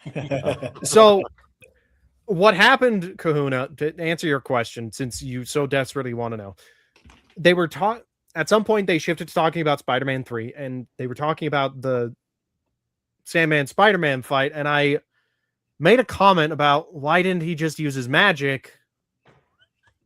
Because I thought they were still on Harry Potter. I didn't make the connection that the conversation shifted. Oh, that's great. And so the response I got was, he's Spider-Man. He doesn't have any magic, you dumbass. Or at least the 3rd grader equivalent of that. And I was like, oh. What are you, stupid? Okay. Yeah. Dude, that's great. I love that. I love that. It's so dumb, and I don't know. As a child, I once left a conversation to go grab my drink. I came back to the table. We were no longer talking about lunchboxes. We were talking about Hitler in about 62 seconds. I don't know how we got there, but I love obviously the boys' table. Shifts. But yeah, I do think this is one of the better adaptations of the film, even though it's the longest book and the shortest movie, or one of the shorter movies. That said, they cut out my 2 favorite scenes from the entire series of books. Yeah. Both of which happen in Order of the Phoenix. The first one is when Fred and George turned that one hallway into a swamp. Yeah. And Umbridge keeps trying to put it back. and no one will help her. No, They'll just look at it and be like, they shortened the pranks "Oh." to one scene for the Weasleys, and they shortened Yeah. the basically torture of the students to a little bit less in the movies. But because Ugh. like reading that book, you hate Umbridge. There Yeah, is and I mean, to no be fair, other you hate her in the movie movie hate. too. But yeah, like reading that book, even as a child, I'm like, this is exhausting. This is such a. It's like again, like we wrote them down earlier, but like the next highest page count book, Jarrod, was like 600 something. Was This it book Deathly is Hallows? 800 pages. Is it more words? I'm assuming. Oh, this one, yeah. No, Order of the Yeah. Phoenix was the longest book by far, and the most words and the most pages. Yeah, It was- the story had to do a lot of heavy lifting across those pages, though. I mean, it was that to bridge the gap between between Goblet of Fire and Half-Blood Prince. Like there's a lot that had that to needs do to a happen. lot in there. Yeah, And Billy Judd has been commenting like mad, which I love. Let me get Billy. some of his. Yeah. What? I'm so confused about that project. But yeah, no, they cut out a lot of Snape's memory in this book. It was a whole secret, like basically a whole chapter in the book, and it's maybe a 15-20 second scene in the movie, which understandable, but yeah, no, we see all the reasons why they can't make Snape black in that scene in the book. But by God, And- they're going to go for it. Yeah, dude, I hope they just go way too far. I mean, they already have, but I hope they just go way too far. Like let's. You've gone so anti-racist. You've gone all the way back around to being racist. It's a beautiful thing. But yeah, no, the lessons with Snape also, they go on for a lot. Like you go way more in depth with those. Yeah. In the book, obviously, and I understand why you can't show every scene of that. It's like you don't show every scene of Lupin training Harry in the movies either. But like in the third one, it makes sense to cut that out. I think again, I agree with Jarrod. I think this is one of the better adaptations, like as far as getting as much of the story across as possible. Yeah. Out of all the Harry Potter films, which is in sharp contrast to the next book. Oh, I have so many problems with all the cuts they made in those books. Now, earlier we were talking about how they split book 7 into 2 parts, and I don't like that trend in films, but I think it made sense for that movie, and it was a good reason. They should have done it for 6. They cut out so much in 6 that the story it's barely comprehensible as a book when compared, or as a movie when compared to the book. Yeah, there we go. Yeah, man. We need to see those veins in there, yo. Yeah, let's get it. I want to see where he's injecting this magical steroids. We need to know. But yeah, no, and this is one of the first books where you really see magical combat really like truly. This book is all about the magical combat, and it's really the first time in the story we really get into that effectively. But a lot of the other times, like you have the dueling club, you have a little exchange here and there, but this is the first book where you go hardcore. And I will say they did cut out some content in the Department of Mysteries from the book that would have been really cool in the movies. For all those who are wondering what horrible things they missed out on representing in the show, at one point, one of the Death Eater's heads gets shoved into a fishbowl with a fish that's growing up, dying, and then growing young again, and time is going back and forth, and his head only does the same thing while his head is in the fishbowl, and it's horrifying. It is so delightfully effed up. It's so bad. I'm in the middle of other books. Now you got me wanting to sit down and read some Harry Potter. Harry Potter is really good. It still reads good, dude. I love Harry Potter. All the writing mistakes and all. I still, it's a fun world to inhabit, and the writing style is pretty unique. She has good character voices. Speaking of the combat, the other scene that they cut out that they should have kept, when Harry is taking the exam in the astronomy tower, right when Umbridge decides to sack Hagrid and kick him off the grounds. And Hagrid, because of his magic, or because of his giant blood, all these spells are just bouncing off him. He just fucking barrels through the oars with Fang on his back and just goes into the Forbidden Forest to just mountain man it for the rest of the year. I love that it takes way too long for them to remember. Oh yeah, Hagrid's half brother is there still. Oh crap, go back. Yep. Oh, also, fantasy racism is great. I do love fantasy racism with the centaurs and such. On the topic of the centaurs, I have genuine questions. What did they do to Umbridge? All the things you read about in a romantasy novel. Yeah, probably everything. I'm sorry, I'm not supposed to lie. Let's see what they say about horses is true, guys. Anyway, they were just horsing around. Come on. Oh no. They said she was so hurt she couldn't walk when she got back. Anyway, sorry, that's an awful joke. Wow, I'm so sorry. Here we are. Also, this book and movie introduces one of the fan favorite characters of the entire series in both movies and book, which is Luna Lovegood.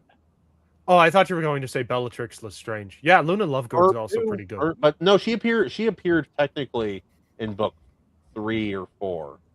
Like, yeah, she's talked about for a long time before she appears. Bellatrix, I can fix her Lestrange.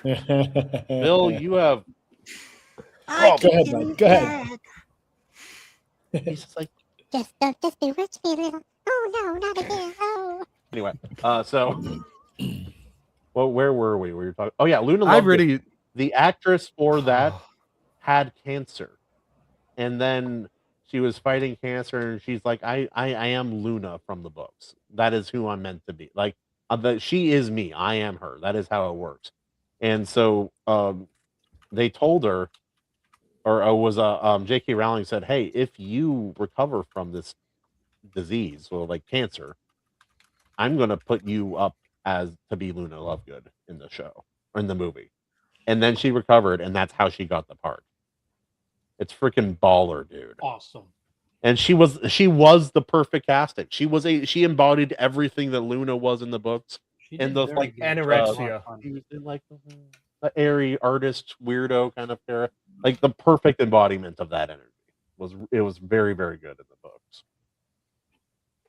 Also, the whole like training Dumbledore's army. What? Those kids were so dumb.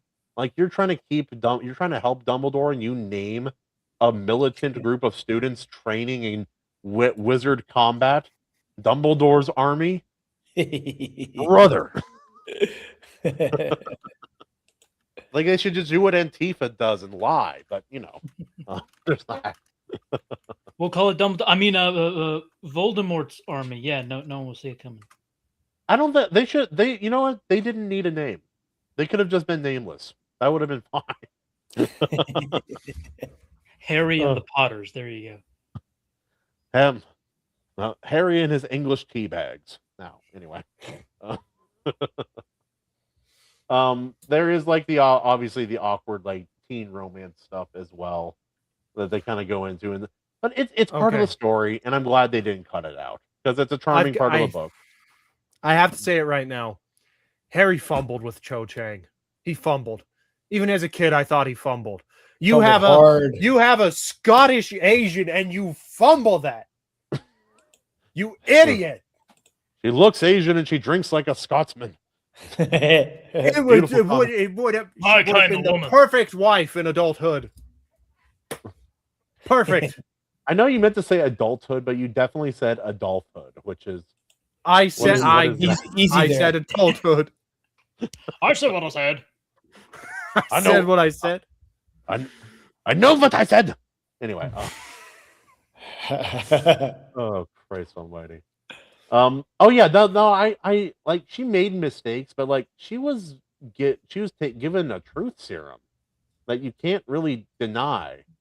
So it wasn't like she didn't do anything wrong technically. Like nothing that was within her control to avoid anyway. hold on. Was it Cho Chang that revealed Dumbledore's army, or was it her friend? Because I No, thought it it was her was- friend. It was it was- Cho Chang. It was Cho That's why Chang, Harry but was she like she upset was with I her. mean, giving I know Jarrod it was the her in serum. the movie, but in the book, wasn't it No, her in the I friend? have no idea. No, in the book it was her, but she was given it? Jarrod to serum. Yeah. So like Okay. it wasn't even a choice. It was, oh, we're Well, using. I mean, the Jinx doesn't match care if serum. it was a choice or not. You're still gonna get your face screwed up. Yeah. No, it was a rough gig, and so, but then like in the books and in the movies, they treat her like enemy number one and just like pretend she doesn't exist for the rest of the series, except for book 7 when she awkwardly tries to flirt with Harry in front of Ginny. Big mistake, by the way, for those wondering. I think that's a good reflection of how kids, specifically dramatic teenagers, probably would have responded to that situation. Actually, Yeah, very true. we- Very true, very real. So brave. we know you had no choice, but fuck you. You sold us out, you bitch. We ain't no liberal wizards round here. Also, on the topic of centaurs, Billy Judd pointed another change they made. They cut out Ferenz from the Order of the Phoenix book, who takes the place of Professor Trelawney teaching divination. And all the girls have a crush on him.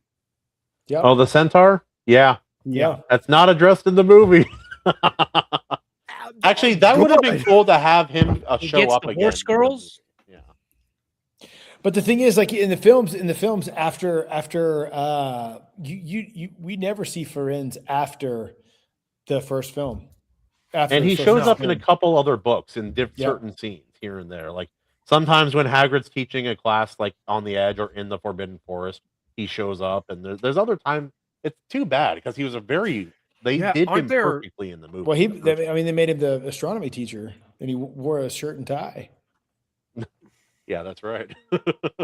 I love that. Like Umbridge is so like racist and so awful, and she's like, "I'll get rid of Trelawney," and Dumbledore was like, "What if I hired some like a race you think is disgusting to take your place?" Yep. That is what we call dabbing on the haters. Yep. Dumble dabbing, if you will. Yeah. Well, whatever he's doing right.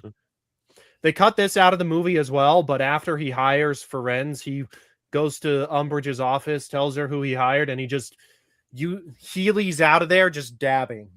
Yeah, it was pure cinema in the book. They should have kept it in the movie. I know. He had wheeled shoes. It was incredible.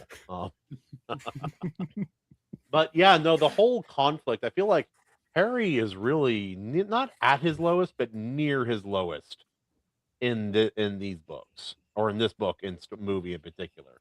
He feels isolated. Dumbledore won't speak to him. He's angry with his friends because in the books, Hermione and Ron both get promoted basically at school to be prefects. His love life is not working out for portions of it, and then he has Voldemort in his head for most of the book too. So it doesn't. They did. I will say they did cut out the Saint Mungo scene with Neville. That's one that scene. Scene is it would have been cool to have it, but it's such a long portion. It's understandable why they cut it, but in the book, that scene is absolutely heartbreaking. Just the fact that you can tell his parents recognize him. They know he's important, but they're so messed up from the torture. And either of them can do is give him a little candy wrapper, which, his grandma's like, "That's disgusting. Throw it away," and he just sneaks it into his pocket. It's fuck. Oh. Yeah. No, you could do that. You could do that scene. You could do that scene in 3 minutes tops, and it wouldn't have been that hard to do because you could do a lot of that. They didn't have to show the whole approach. It could have just been them walking in to visit Mr. Weasley, and then, oh, hey, look, there's Neville. Oh, yeah, okay. Yeah, that could have been a 3 to 5 minute scene. It would have been really it also impactful. would have added a bit of depth to Bellatrix in the movies as well, because she was the one that did that to them. Yeah. Like, it really shows you just how twisted she is as one of the secondary villains of the series. Yeah, Sirius and Bellatrix fighting each other. They're technically like first cousins, I think. Yeah. Yeah, the Lestrange. Yeah. Yeah, no, she's more involved in the movies, but because of the actress, what you guys remember her name? I never. Helena Bonham Carter. Tim Burton's Carter. wife. Yeah. Tim Burton's wife. As in John Bonham, the drummer for Led Zeppelin's daughter. Helena Bonham Carter. Oh my goodness. But yeah, no, her acting for Bellatrix is chef's kiss. Yeah. Like she's maniacal and crazy, but like it's how it's described in the book, and it's just chef's kiss, perfect. Oh yeah. Also, I'm forgetting. Did we actually hear Harry yell Crucio in the movie, or did we just? Yes. Does he just yes. Okay. So we do actually. It's been a minute since I've seen the 5th movie. So. And dude, I just love that there at the end after he says it, the spell hits her, and you just hear Voldemort's voice in his ear. You've got to mean it, Harry. Yeah. She killed him. She deserves it. Like, because he doesn't give a shit to his followers, and it's so good because it's so. Well, because she heard him though. Like, it's implied that she heard Voldemort say that too because of her reaction when Voldemort was egging her on. Like, she looked at Harry as like, "Are you really going to do that because he said so?" Yeah. Well, and not only that, but it's like Voldemort in that instance is the devil on Harry's shoulder, and I just yeah. I love how disgustingly Ray Fiennes like slithers up to him too. I'm like, no, don't lick the boy. So good. It's so good. That it's so icky. Don't lick him. I know you're going to, Ray. But and then we were talking about the Dumbledore Voldemort fight, or we brought it up, but just a nice little example of his power right before that when Harry turns and starts moving his wand toward Voldemort, and Voldemort just waves his hand and it falls down. Yeah, just like bats it away. Yeah. No, the fight is so like as much the movie fight, beautiful, magnificent. It's great. I love a lot of the creative choices they made. I wish they would have kept some of the weird, like creative fighting parts of it in there as well.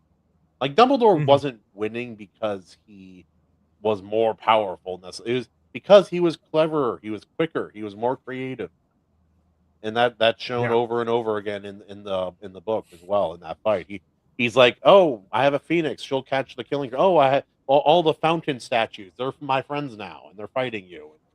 Yeah, it's just like a few things could have been brought up. Also, wouldn't it be funny if Neville turned out to be the chosen? I mean, Neville did kill one of the Horcruxes, so was he kind of the chosen one also? I mean, to be fair, they bring up in this book that it could have been him. He was born on the same day. He fulfilled things about the prophecy. It's just because Voldemort picked one. Yep. And that was really the final factor of the prophecy that, he missed because Snape was too gung-ho to tell him what it was. Yep. And unfortunately, it bit Snape in the ass. Nah. The long bad thing that happens to Snape, I don't feel that horrible about. I mean, book Snape, I'm there with you. Movie Snape. Alan Rickman, he adds something that I agree. But Jared and I talked about this last time. Book Snape is a petty, mean, abusive, absolutely, power-mongering, like horrible little man, basically. As far as I'm he's black, so it's okay. Okay. Here's a question for you guys. Book Snape exists in Book Snape goes through all the books unredeemed. Like he has not redeemed at the end, and it's such a humongous leap why Harry would name his son Severus after him, after Book Snape, like blows my mind because that he lived and died an absolute pig. And also, Albus Severus Potter is a horrible name. It is a horrible name, yeah. So we're not going to bring up Dumbledore's full name of, what was it? Albus Wulfric Brian Dumbledore. Oh, it's worse than that. Let me look it up. Anyways, I have a question for you guys who've read the books. Knowing what book Snape is, the big question is, why did Dumbledore let him be a teacher? He needed him around, and Dumbledore was headmaster. Okay. Yeah. And that was the easiest way to keep him hopefully in a good structured and environment. Hilariously never let him be the dark arts teacher. Dumbledore was pretty gung-ho. Oh, also something I just thought about this time too, with Bellatrix. Is she kind of like a fictional allegory for some of the women who were with that cultist who stabbed a bunch of people, like in the 60s? Like when what's her face, J.K. Rowling would have been young or a little girl. You guys know who I'm talking about? Like was it Manson? Was it Manson? Charles Manson? Manson had women that did stuff in the cult, for sure. Like Bellatrix always like that. I only just made that connection this time thinking about it, but I think she's kind of a direct. It's possible. Yeah. That's a good observation, to be honest. And real quick, AO. Yeah, of course we're gonna keep Snape away from the Defense Against the Dark Arts job because it's pretty much common knowledge that it got jinxed. Yeah, they didn't have the same teacher more than 1 year in a row as soon as Harry arrived. No, it was after. Well, even before then. It was after Voldemort had gone to request the post. When he was denied, he cursed that position, and then from that point on, there no Defense Against the Dark Arts teacher lasted more than 1 year. But with how many of them suffered horrible consequences, and honestly, Kahuna and Jarrod, you fall under the same camp that me and my brother do. Dumbledore was probably trying to keep Snape close and hopefully in an environment that's could promote some good growth in him. Yeah. If he ever let it happen. Yep. And putting him in the Defense Against the Dark Arts position now puts him in a position to be seriously hurt. And not only does Dumbledore want to keep Snape close and in a good place and help him, Snape's also established as one of the few people that Dumbledore absolutely trusts. Yeah. Well, yeah. I mean, you don't make an alcoholic your bartender. Like you don't. Yeah. He's like, I'm an expert. He may have abused kids to the point where some of them feared him more than anything else. But gosh darn it, he was a good spy during the war. Anything else. He's the devil himself to so many of these kids, but darn it, we're gonna force him in front of these kids in close proximity and also make sure his environment is good. To be a bully to Neville. I know. Yeah. Like, you were a Death Eater. One of your old compatriots tortured his parents to insanity, and you're gonna bully their child. Yeah. Oh, Christ Almighty! What's funny is I've subjected Circus, even though Circus is not a fan of Harry Potter, to conversations about Harry Potter. He's under the camp of fuck them kids. Nothing wrong. Maybe if those kids stopped being bitches, there wouldn't be any issues. So he's more on Filch's side. Oh, they used to hang them by their toes in the dungeons. God, I miss this screaming. Yeah. That actor is such a disgusting little rat. I love it, dude. Walter Frey. Actually, fun little fact. Yeah. Fun little fact for you, Kahuna, that I know you'll love. Oh, yeah. That actor, because the original actor passed away several decades ago, that actor has actually played the first Doctor in an episode of Doctor Who. What? Yes. That's great. The guy that plays Filch plays the first Doctor in the episode Twice Upon a Time, which was Peter Capaldi's last episode as the Doctor. That's crazy. He also played the worst iteration of the first Doctor, in my opinion, but that's going into a different tangent, and we're here to talk about Harry Pothead. So, as terrible as the show, guys, this is crazy. because no one cares about Doctor Who. I'm kidding. That was great. That was great. It was right there. I had to, but yeah, it's Albus Percival Wulfric Brian Dumbledore. Yeah, Percival. I forgot Percival. Yeah. Who needs 5 names? Yeah, dude, that Filch has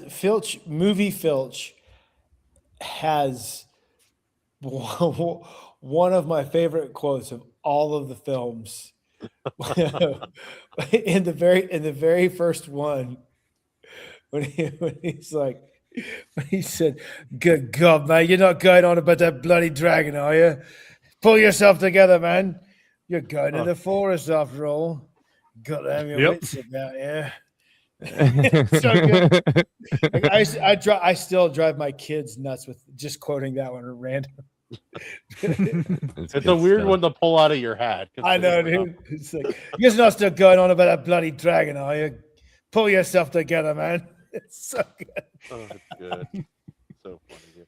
And God, again, man, like he like even the bad characters are like you like them being in the story because they didn't miss almost ever in the casting for these movies, which is so rare. Like Jenny, a little bit. That's not all her fault, but it's at least partially her fault. And you don't know when they're a child. You assume they're going to get better, and she kind of didn't. You know, oh well. You don't win them all, right? But yeah. What David Thewlis still one of my favorites. One of my favorite casting, like just solid casting choice as Lupus or as Lupin, dude. Oh, dude, it is. He is a really good actor, and I want to use this as an example because it was brought up earlier in tonight's show. Dragonheart. He plays the villain in that movie. Yep. I saw that movie after seeing the Harry Potter movies, many years after seeing the Harry Potter movies. So I'm going from seeing him as like one of the best teachers you could ever possibly ask for to being this narcissistic asshole of a king who was tormenting his people. Like, oh, it's good, dude. Brilliant actor. Yeah, dude, so good. Oh man, this movie is obviously afloat. Have we just? I feel like we should save it for late, like after we're completely done. At some point, we're going to need to each have our own ranking in order, like from worst to best of the Harry Potter films as films. I guess the only real question would be whether we separate book 7 into 2 parts for the movie. I say, I would argue we should count it as one. I kind of think we should. Yeah, I agree with that. It's a long movie. The thing with part 1, part 2 movies is that you can't really separate them. It's kind of in the title though, like part 1. It's the first part of the bigger movie. Yeah, the part 1 is basically just edging you, and then part 2 is when you finally get that sweet, sweet release. You wouldn't know anything about that, though. So I've heard. I'm just bullying you tonight, man. But no, earlier before Jarrod, in the very beginning, some commenter commented, I always thought the part 1, part 2 naming thing was really creatively lazy for these movies where they do that. I kind of agree, but the problem is I don't know what else you could do. I don't think you, unless you came up with a different name for what now? For the, like, he was saying that, like when they split a book into 2 parts for the movie, calling it part 1 and part 2 is creatively lazy. And I'm like, I kind of agree, but I don't really think you can do it another way. Because you're just splitting one narrative with a singular title into 2 parts. Here's what you do: you got Deathly Hallows, and then Deathly Hallows Requiem. You know, it's as simple as that, right? And then we have Dune Brotherhood. What else? Oh, actually, for Dune Part 2, I think that should have been called Prophet of Dune. I think that would have been the perfect name given what Paul is doing in the second half of Dune. But hey, what do I know? I just read the fucking book. Well, no, it's whoever said who was it? What was it? Deathly Hallows Part 2. What was it? The Revenant or something like that. You could have Deathly Hallows Genesis, and then you could have Deathly Hallows whatever Salvation. word, salvation, whatever. Yeah, yeah. It doesn't have to be- I can't wait for Where Shadows Fear to Tread, Part 2, Electric Boogaloo. I can't wait. It's gonna be the best. Also, Yeah. Jared, there's a sequel. I didn't Harry tell Potter, you. too fast, too serious. Yeah. Oh, have you guys seen the Fast and the Furious thing about the names? I'm gonna show you because it is absolutely mind-bogglingly frustrating. No name in the entire Fast franchise does their name the same with the same convention of any of the others. None of them. Nope. No, they do not. I'll look it up to prove my point here. Yeah.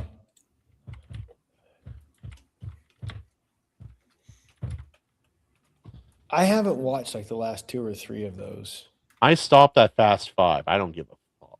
Anyway, I don't. Let's be remember honest. if I've Baby seen it. Driver is the better movie about cars. Okay, That's I true. haven't seen Baby Driver. That is true.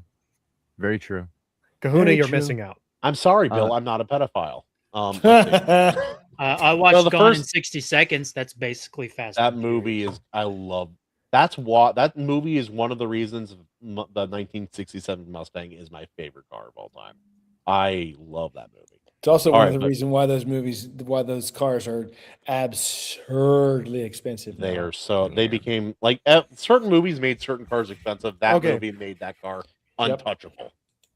Oh, wait a minute. Was it a Mustang that Dom was driving in that? No, Dom No. drives a No. Charger. There is a Okay, that's what I Mustang in Fast and Furious Tokyo Drift. Yep. So, I'm going to say this right it's now. a to Mustang anyone body, who- and they put it on a. I thought in Tokyo Drift, didn't they put it on like a Mazda frame? I don't remember. It's been I a minute since can't I saw remember. that. fever They dream put it of on. They put it on an import frame, but it was a Mustang body. Yeah, maybe. But it sounded a kind of Mustang-ish too. But either way, AC, let's get rid of the art, which is pretty, for a second. We're gonna pull this up. So these are the names of Fast and Furious. Let's notice something. The Fast and Furious, cool. Number 2, Fast 2 Furious, cool. The Fast and Furious Tokyo Drift with little separation for the title, cool. This one, 4, Fast and Furious. Then Fast 5, spelling out 5. Then Fast and Furious 6. Also, the "and" is different in some of them for no reason.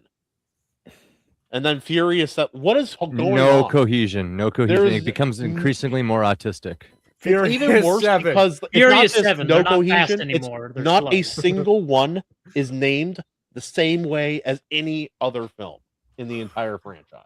And eventually they're just trying to render it down to the word fast. That's what it eventually renders down to. It renders down to the word fast. We own the word fast now, guys. That's what they're trying to Also, say. number 9 or 10, F9, the Fast Saga. What the? That's a long way from F1. Dude, that's just like, yeah, that's like the technical document shit right there. That's like, Fast what do we X. call it? Just Also, Yeah, Fast and it's- Furious Presents. What are we doing? Sorry, these names are pissing me off. The Why is Show-Tunes Fast version. X the 11th one? We have Fast 5, but it spells out 5. We have Furious 7, but it does the number 7. What is happening? I'm sorry, I'm a little autistic, but this is absolutely crazy. What we're Hold on, real quick. To answer your question, AO, the reason is because Hobbs and Shaw was technically not part of the mainline series. It was a crappy little spin-off movie. Okay. Yeah. I'll give him a pass then. No, no, we I, won't. I am happy to say I have not seen anything beyond 6, Fast and Furious 6. I think Yeah. I saw. That I was the think I last saw one a piece of the second one, but that was about it. I think Tokyo I is where saw my 1 journey through ends. 5, and I never watched more, which is crazy because that means I've seen less than half of the Fast and Furious films. I've seen 1 through 5 as well, and then I went with my brother, or my brother took me to go see Hobbs and Shaw, and it was certainly one of the movies of all time. It was certain. Also, in Fast 5, when they decided to have Dom and The Rock fight, The Rock is so much bigger than It looked like me beating up on my son. That's what it looked like. Like they're standing next to each other, like trying to be like, you look like The Rock before he started working out, dude. What are we doing here? You just hold him at arm's length like Dark Helmet. Just, Yeah, pretty much. I think of those, I think the fourth is the best one. Fast and Furious. I think that's no. That's I don't my remember favorite one out enough. of all of when them. do they go to space? That's on the final one. That's on the final one called F. It's just With actually going to be dinosaurs. called F, and it's part 1 of 2. Part 2 is not called F. It's actually just a car emoji, and then there's a secret part 3. There's a secret part 3 that's just going to be a Paul Walker emoji. Oh. Movie 20. Fat. Yeah, that's where we're going, Jared. Movies are going to Yep. be emojis for titles now. They're not even going to have words. It's going to I render hate- down to the letter F though. I F. hate this And they're- timeline. Oh, I'm going to Yeah. do some. I'm The gonna F do movie is something. just going to Hold be on. like at 10 times speed, though. You know, Yeah. so it's going It's to be. gonna. Like They're going to 20 use minutes long. 35 millimeter film too, not 20 or 35 frames per second, just to make us all nauseous as well. Uh, Oh, let's see. Hold on. You guys talk for a second. I'm doing something dumb. well, listen, fellas, I need to bounce off here. I got to Oh, okay. drive home. I've got an insane week this week. I hear you, brother. I hear you. So I'm going to bid you all a Oh. very fond farewell. You Have a a good good night, drive. Yeah. See you guys. Good night. Cheers. Also, I just dropped a fun little Fast and Furious meme in the Discord. I'll pull it up. I will pull it. And then I'll ban you from the... No, I'm just kidding. No, I'll pull it up here. Where is it? Poop Deck? No. In the meme market. In the meme market, yes. For those listening, our lovely Discord is the finest community on the internet. It has a market filled with memes where you can find such lovely stylings as what I'm about to present. Golf course girls and Yup. As what you see Animation Overload draw every week. But not that would be in the art. What do I call it? What is it called? The art something? Art hall? Art gallery? Art gallery. Yeah. We have an art gallery. Yeah. We have an art gallery. So here's the meme. Me driving my kids home from Fast Furious 42 after watching a now elderly Dwayne Johnson harnessing ancient Aztec powers to save his family from the alien race that wants to subjugate humanity to its religion, or alien religion. This used to be a series about cars. About cars, yeah. I got. And it's just a dead face from the dad in Parasite. As they he's have like driving the Mex rich in episode woman. 12 or something. Yeah, it basically just eventually turns into BattleTech for no reason. For no reason, yeah. I still got say one for you. family. I asked Grok to rewrite the title for the Fast and Furious like it's a Japanese light novel. Yes, present it. So this is Or the read title. It, read it. This is the They get official a light time novel machine Fast title. in the future. Okay, hold on. I need to get a breath for this one. The Fast and Furious. Even though I was just a lowly street punk with a secondhand Supra, I awakened my maximum overdrive fury mode in this high-octane world of illegal racing syndicates, betrayals, and 300-kilometer-an-hour death drifts. And now I'm unstoppable alongside my found family of gearheads. Okay. Oh, that was hard to say. I'm not That was gonna lie. interesting. You did good. I can't think of any mess ups. I'm like backtracking it right now because you weren't. You know what I mean? And I can't- Yeah, you did good. That's We good. need the Mad Max Fast and Furious crossover. So Yes. What is your problem, Animation Overload? You just like walk around exuding these crazy ideas all the time. For those, my brain overloads. I guess. No, AC. It's because he's an artiste. Witness my family. It's all I do all day, every day. I just think about random shit. Well, dude, your Dumbledore looks like he's about to use the spell of right hook. Oh, geez, Dom. I don't know if we can get this water back to a Morton Joe in time. He raises his wand arm. He's like, Doesn't spell, just bam. This hooker spoon. Gurren Lagann punches him into the dirt.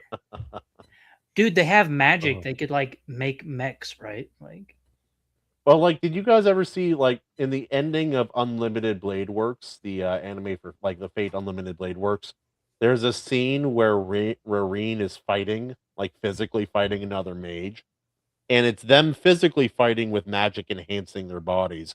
And I'm like, why doesn't all magic systems do this? This is cool. I could be down for this. Like, entirely.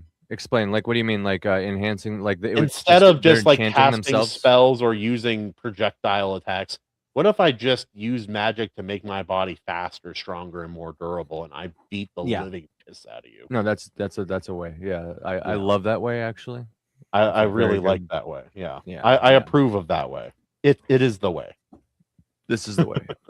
Polymorphic This is the wizard way, my battle. brother. Polymorphic enchanting wizard battle, where it's just like it's basically like a DBZ battle where you're both powering up and staring at each other and yelling, ah, and you're just like flexing and powering up, but you're just like casting spells on yourself, preparing. You know what I mean? this is a And then- super wizard too. Dude, for real. If you think about it, DBZ fights kind of are wizard battles. They're just very simple sorcerers. Well, it's basically the hunt like enhancers and Hunter x Hunter. Wait, is anyone here familiar with Hunter x Hunter or no? I'm not, but go on. Nope. They're like the way Nen works, which is their magic system. Like different, like depending on your temperament and your natural inclination, you'll be better inclined towards a certain type of power system within the system. And the enhancers are like, this is for the dumb people who are very physical and not very mentally acute. They just enhance whatever physical thing that they're doing, and that's their power basically. And so, like, one character, he just like he can bite a rocket out of the midair and he's fine. Or another one, like he suddenly turns rock paper scissors into powerful attacks, and that's his whole thing. But yeah, nope, I don't love Hunter x Hunter, but I really want to. It's one of There those are ones. The arcs magic in Hunter system's x so Hunter good, that but I I really really wish I like. liked it. Overall, I'm not like the biggest fan. I prefer Well- Yu Yu Hakusho. Oh yeah, almost a lot of people do. But what is it about? What keeps you from loving Hunter x Hunter? Because it's like there's lots of reasons to love it, Gosh, but this- it's hard to come up with reasons why I don't like it. It might be a bit of a weird angle. It feels less constructed. Like I it's guess. too like wishy-washy. Like, oh, we're just figuring things out along the way. Like it plays out like a D&D campaign, right? Like Yeah. anything can happen. Players will just kind of go off and do their thing. Not that it doesn't make sense in context, but like when I go to a story, I'm expecting something more intentional, more crafted. With a bit more direction than Hunter Yes, x Hunter. yeah, that's what I mean. It does feel very like, what are we going to do now? Oh, I guess we can earn some money, learn and Yeah, train. like and fight. I think I'm pretty Yeah. sure Tagashi was making it up as he went along. Not in like the negative, like, oh, he had no plan. But what Yeah. I mean is, he didn't have this is the story I'm gonna tell. He let each arc kind of play out as it would. Kind of go Also- wherever. Also, I have a big problem with the way Nen works in context. Not like as a system, very smart, cool, complicated. But you know how it plays out in the story, AO? It just becomes like Things oh, are well, complicated like what- until they're not. it sounds super like complicated and hard until in context it's just whatever would be cool for the story. Yeah. And it doesn't usually make sense. Like the cheetah chimera ant it's like, changes his powers like three here's like times. this weird complex system, and then like Killua's sister can just like make things happen. I don't even mind. Like she doesn't bother me because she's weird and they don't have an I like that, but it's just like the other stuff. Like, how does Greed Island work? It's like, a couple people have cool Nen abilities. They made a game where magic cards that can do anything exist, and they're in the real world. What are we doing here? It doesn't make sense. Togashi loves games. That's why it's in there. I know that's why. I don't like. I have another opinion. Sorry, we're talking anime. I made a game for my novel. That's a side note though. But what's your opinion? Oh, the Chimera Ant arc is the worst and the best arc in Hunter x Hunter. I can see that. Yeah. It goes on for so long. I don't even mind a slow burn, but this is like the slowest burn of all time. It's like a forest fire that starts off with a wet piece of grass that will not light. That's what the Chimera Ant arc is. And a lot of people say that's one of the best arcs in all of anime, total, like in totality. They say that because of Mirrorwim's arc. I also like Gon's arc. Yeah. Like he and Mirrorwim are basically like have mirroring arcs, but they're inverted. So like while the heartless Chimera Ant who doesn't view humanity as anything but cattle. Gon's arc is like the best one, and like his whole interaction with like Pitou, yeah. Pitou, yeah, like that whole scene is freaking great. I freaking love that. That everything like actually leading up to that is incredible, and also the transformation scene. It's like a reverse Saiyan transformation. Like the whole scene is like this monster, like just prostrating, just like, look out, please don't attack. I'm trying to protect someone I care about. It's like, really? Like you're being more human than most humans I interact with. What the hell?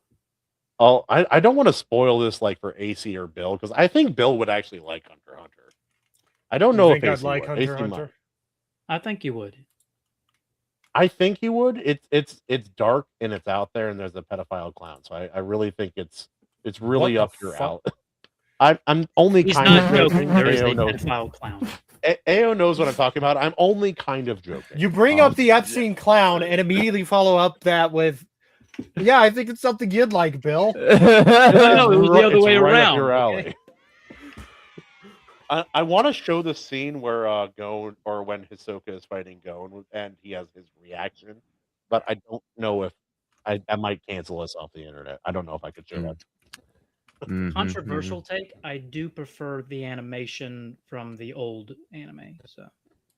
Oh no, the look of it and the flow of it. Yeah. I think that the direction. I don't think it looks bad. It's just like, it's a preference thing. Well, yeah, you got the old '90s style. I'll bring up an image. I can bring up an image. That'll be fine. Yeah, I love the shading of old anime. So. And the York New arc looks unbelievable in the old style too. Yeah. And like compare the fight between Gon and Hisoka in the old one with the new one. Like, dude, it's night and day. It's freaking like he's flipping around and Man, you guys reminded me. Not poorly animated or anything. It's just I prefer the old one. You guys are reminding me that I accidentally discovered the monomyth within Attack on Titan. I just remembered. Oh, I discovered that. You would love Attack on Titan. It's the creator's only exposure to Christianity basically was just like reading Paradise Lost one time, and all of a sudden there's just all this like recurring Messiah symbolism. It's pretty crazy. It really totally seems like some kind of Holy Spirit entered that guy and was like, I'm gonna just kind of guide your hand a little bit as you tell this particular story for whatever reason. Right. I have some problems with the way it ends, but everybody did. Yeah. It's a hard story to end. How do you land that story? It's very hard to land. It is very hard I think it's I found the end amusing. I also sat there watching the final episode. I was like, I called it. Yeah. I you got to make a choice. Called how this would end. You got to make a choice at some point. It's like the equivalent. Okay, guys. It is Japan's Game of Thrones, or it was for a while there, and the creator even said he was inspired by Game of Thrones and stuff. So what we're looking at is a big story actually ending. Somebody has to make a choice at some point. It's so hard to end a story that's gotten that, because that was his first manga. The mangaka who made Attack on Titan. That was his and Was first it? published. he was story. very much an amateur artist too, Bill. That's why his his art characters is look so don't unique. look it up. It's a little rough. But It's a this little rough, this but image not too this bad. image on screen is what AO and I am talking about, because they had a 1999 OVA for this show, Yeah. and that's more stylistically. If I had to distill the difference between the two in one image, this is a pretty good one to do. One was much more dark, a lot heavier shading. I love the old look. 90s. I really do. The 99 one, that style I like right there. Yeah, I like That that is- 99. Yeah. Yeah. And like the new one is well made. You know, there's. I think great it's animated I think it's pieces in it. tonally better for the story overall. For But the new one? the 99 one had really cool. Yeah. I think the Chimera ant art would probably look pretty good in the 90s style. Okay, hold on. I'm gonna ask this right now, since apparently with an Epstein character, it's apparently right up my alley. Yes. Kahuna, AO. Have either of you? I'm gonna give you 2 titles of 2 series.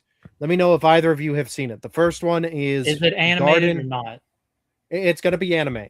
Okay, there's a good chance I have. The Garden of Sinners. No. I've heard of it and haven't seen it. Okay. Hold on. I'm trying to remember the name exactly of the second one so I don't mess it up. Le Portrait de Petite Cosette. Nice French. I don't know that one. Gesundheit. Okay. No. The 2 things I was going to use J'aime- for my scale here, and no. neither of you have seen them. Non, Bill. Je m'appelle André. Tu t'appelles comment? Get that Je suis fucking American. French frog Je suis American. out of here. They're turning the freaking frogs gay. I have no idea what you said, AC. I do not speak French. Oh, no. I said no, Bill. My name is Andrew. What is your name? I am American. I am American. Au contraire, silver plate. Yeah, there we go. But I said Okay, so- American. I said American in a feminized way. So I was like, I'm female American. Female American. I'm feminized American. The only French I know American. comes from Beverly Hillbillies. I don't know a lot. I know titles of books and movies in French, and that's about it. I That's know Because how I to say care my enough to actually try and say things right. I can Um, count. Croissant. Omelette count. du fromage. I Yes, also know the that cheese because of Dexter's Yes. Lab. Yes. Same. That's That's so why I funny. took French was because of Dexter's Lab. Say it Dexter's Lab. again, Dexter. Omelette du fromage. fromage. Dude, you just unlocked Okay. the core I forgot about that until this moment. It's such a good. Anyways, so It's a good episode. I was going to say, on a scale of Dragon Ball to Garden of Sinners or Le Portrait de Petite Cosette, how weird is it? But you guys can't give me anything because no one here except me has seen Garden of Sinners and Well, it's Petite definitely- Cosette. Wait, Ayo, I can give you a relative ranking. Yeah. You know, like it's weirder than Dragon Ball. Oh yeah. That's fair. Okay, hold on. I've got one. I've That's got one pretty that I think weird. everyone has seen. On a Dragon scale Ball's of Dragon weird. Ball, on a scale of Dragon Ball to Akira, how weird are we talking? Ooh, okay. Kira's Not way quite weirder than Akira, Dragon Ball. but it We're gets not that close at far times. off from Akira. Not that far off from. It Okay. gets close at times, but doesn't quite go full Akira. Okay. Ayo, Nothing goes full I, Akira except for Nothing. Akira. I have a Akira thing we goes can full do. Akira.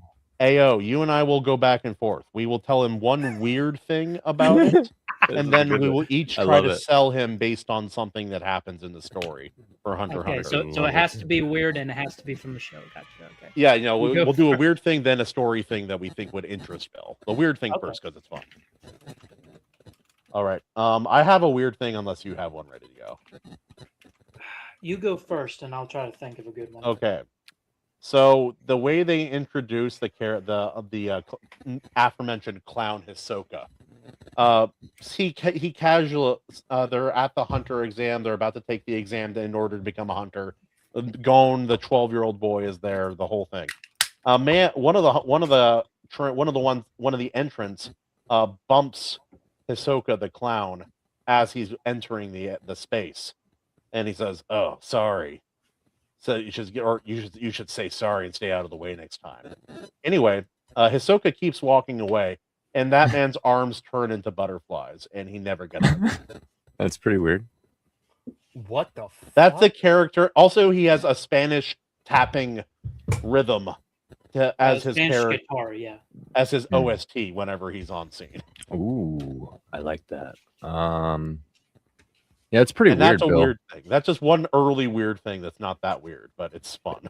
It's pretty odd. That's weirder than Dragon Ball Z. It's Oh, weirder yeah. than Dragon Ball. Yeah, big time.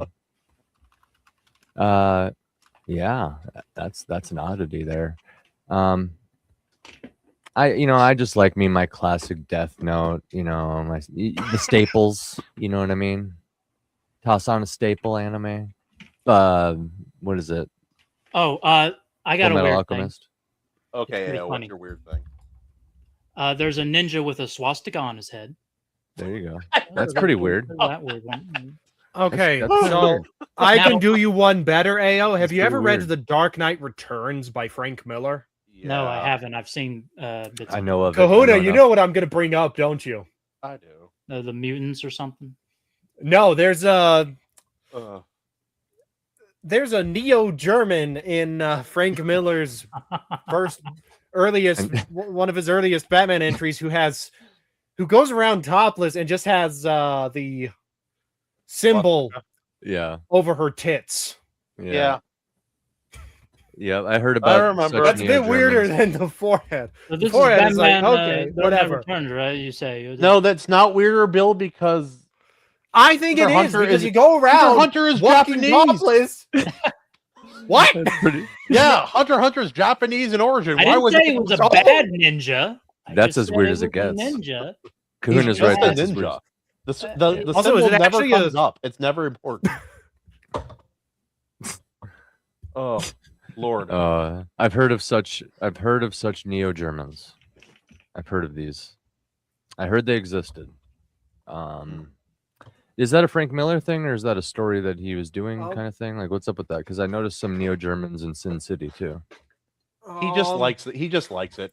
He just likes it. Yeah, it's probably just a He probably just likes thing it. he does. Yeah, It's like yeah. there's one Japanese artist I follow, and for some reason he just likes girls with weird braids, and so there's always whenever it makes sense, there's a girl with a weird braid, not the same one, just a different, but they're always weird and they're always different. Dude, if you can get Yeah. away with it, go. There's an old. There's a man with reason it's called giant the Buddha author's mech that he can summon out of thin air.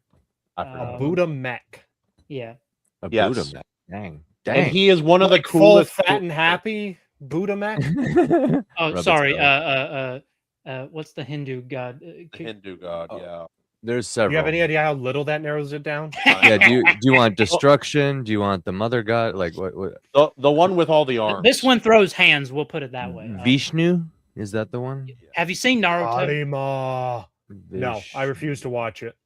Oh, dude. Okay, well, there was a giant wooden mech in that too. So, This one is better than the wooden mech in Naruto. Yeah, I'll yeah, say yeah, that. As far as like story things that get you interested, Bill, in the aforementioned arc that we mentioned, the main character, you think that he's just a good normal kid, but this arc shows that your perception of the main character has been wrong the entire time.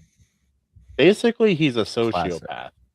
And he's basically Also, like Eren Yeager. morality doesn't matter as long as he's loyal to his friends.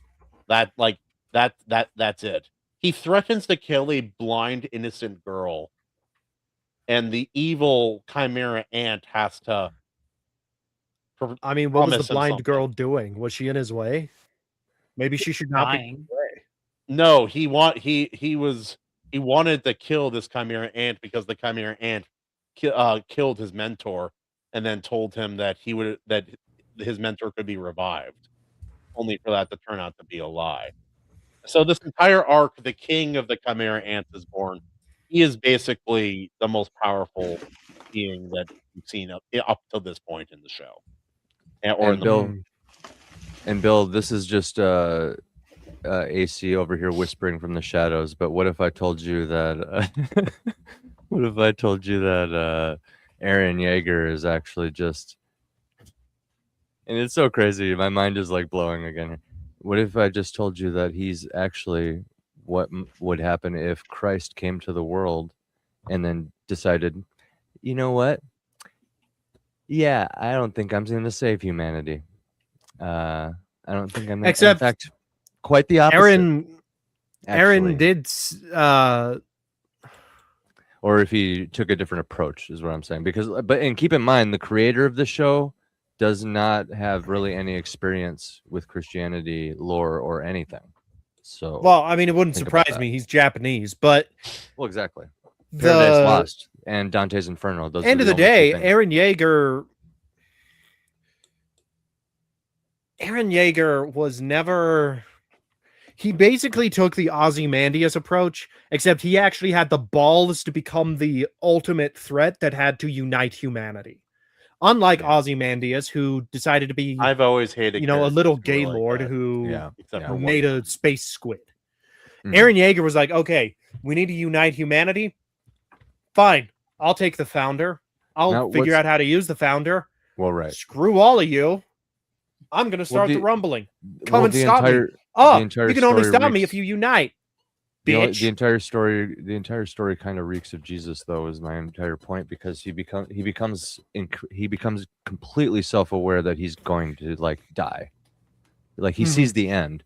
He has very, how do I put this? Like Christ vision, very, very much like, and they even, I don't know if he did this on purpose. It just blows my mind every time, because the guy doesn't seem like he gives a shit about Christianity at all, like the writer. But he still made Aaron Yeager kind of look like Jesus too, at the end.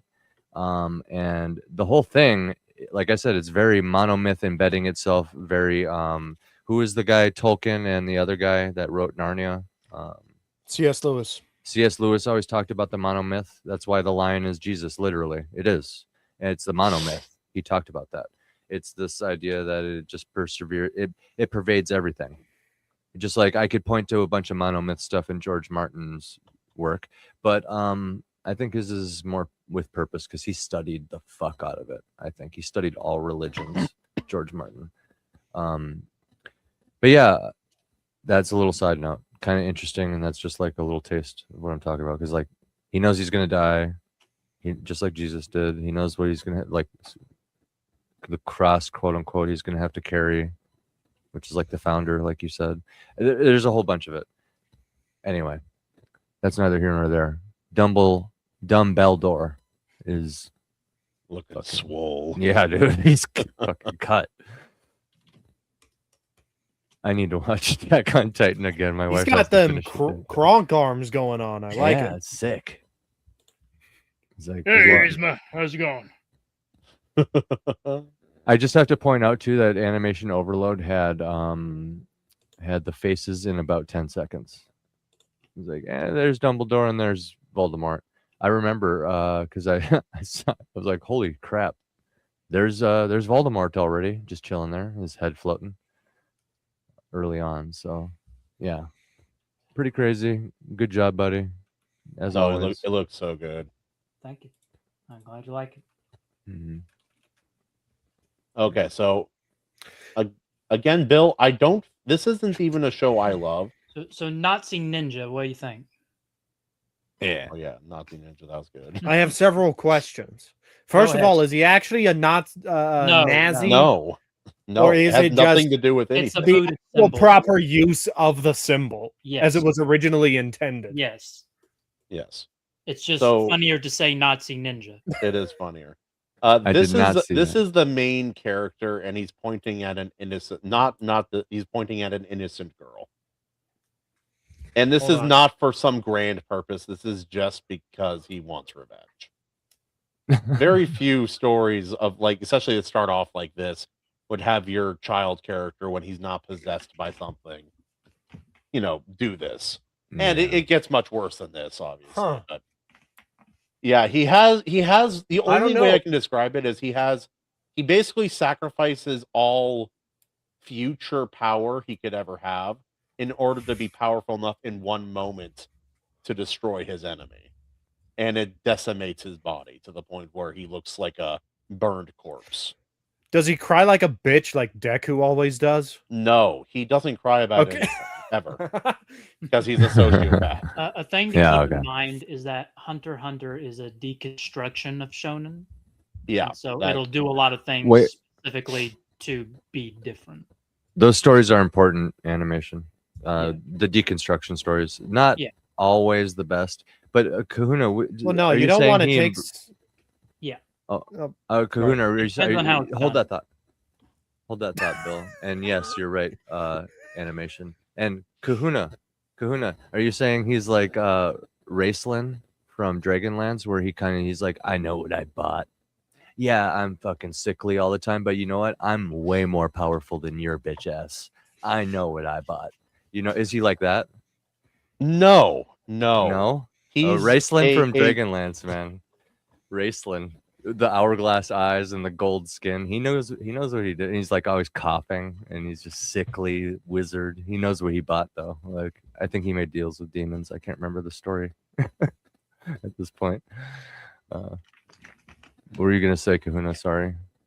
No, he is a character who has always like done what seems like the right thing at every given moment, up until this particular arc, and then you realize, oh, wait, he was kind of always like. It's not that he can't care, but he was always he's not moral.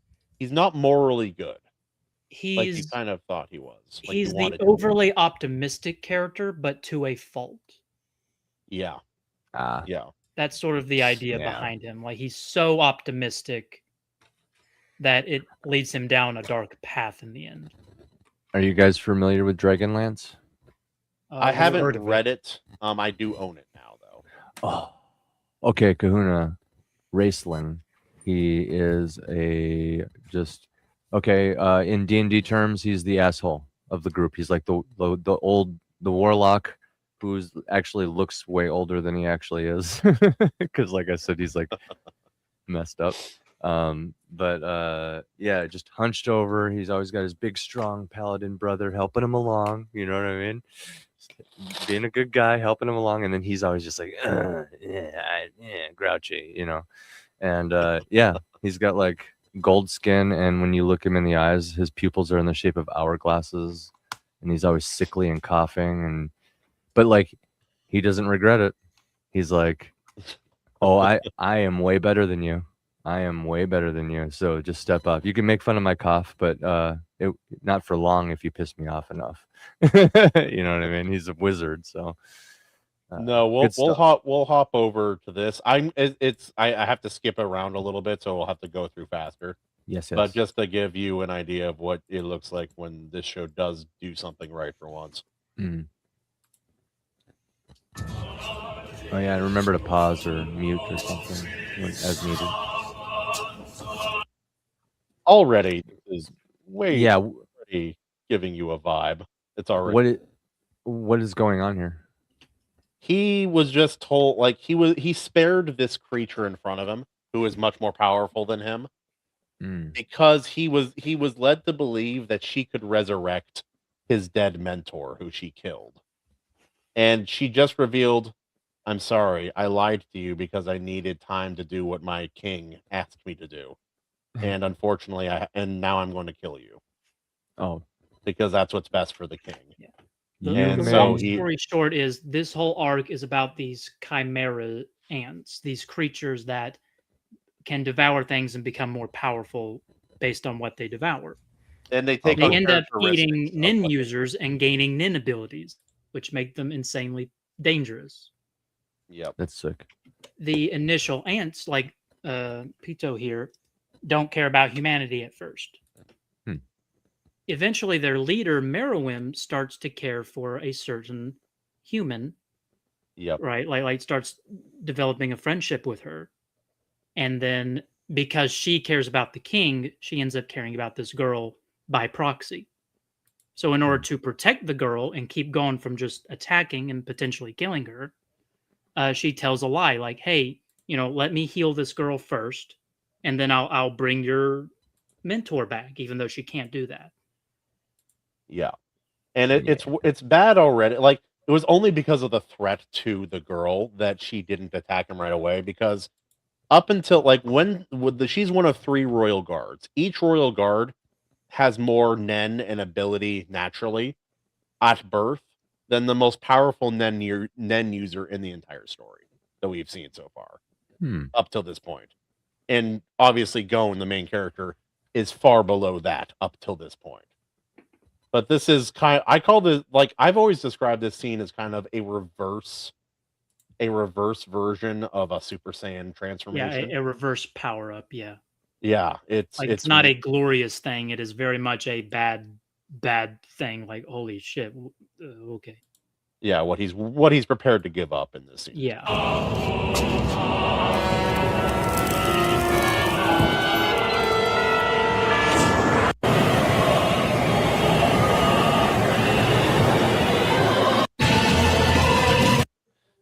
Also, sorry to pause, but I just worried about copyright. Anyway, but up till this point, in almost every scene, even in scenes of extreme danger or turmoil, this character is like mostly happy and just like, yeah, no, guys, we're training, we're gonna be good. We'll get things done. Oh, it's not a big deal. It's fine. Let's try to survive. It's all good. It's all happy. And then this scene happens. So.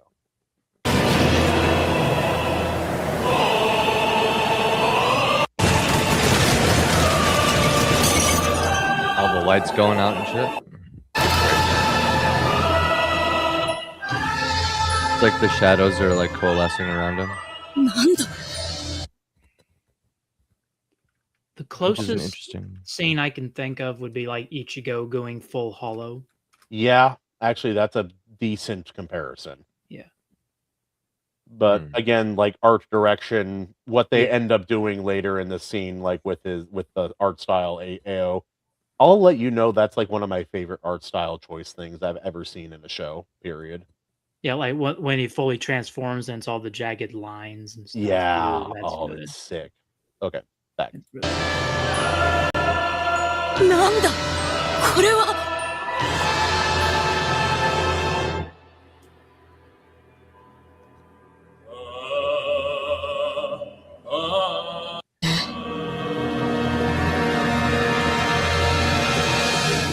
終わってもいい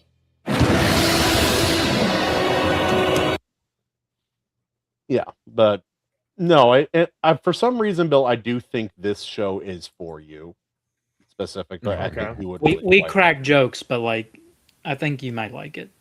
Yeah, I hope so anyway, because like I have my own problems with the show. I don't like how everybody praises the magic system and then it kind of turns into a do whatever you want kind of magic system when it's pretending to be a hard one.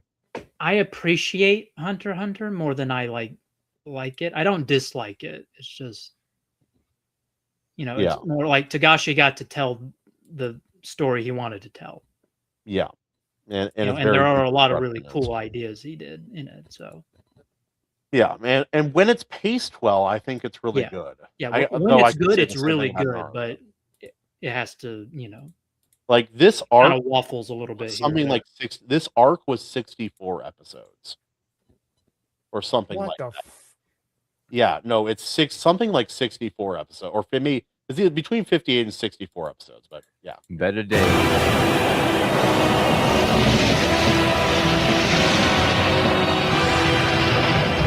One day, animation's going to be slinging 64 episode arcs. I'm working on it.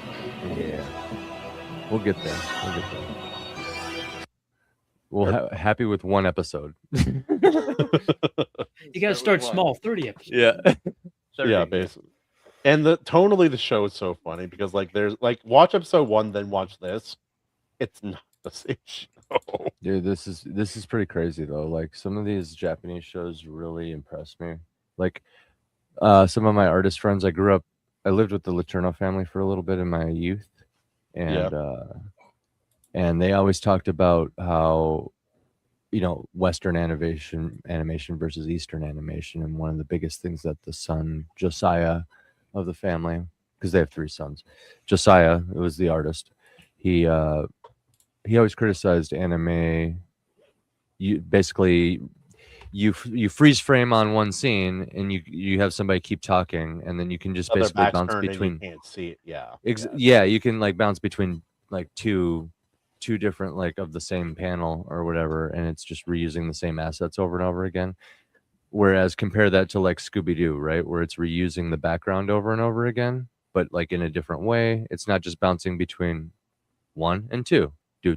The character animations, when they're being lazy, are pretty lazy. Yeah, I'll agree with that. But even at their laziest, Eastern animation, it's like they're doing it though. They're figuring it out. They did it, didn't they? With minimal work. I think it's also a budget saving thing. It's like this talking scene Most we of the can cut time, down it's on the a animation. cost saving technique. Yeah, it's smart because it takes so much time, so much effort. And back in the day, they were doing it all by hand on cells. Yeah, on cells, you which can is only stack so crazy many. You only have so many to work with. You know, you have to be able to work on tight budgets. Animation's always had tight budgets. It's smart. It's always been a problem. And the problem, all the other problem is giving animation really high budget doesn't always mean it's going to be good. Not always. No, it doesn't make it good. No. All right.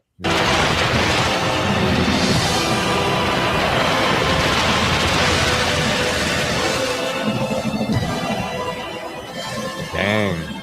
It literally looks like ink. They did good.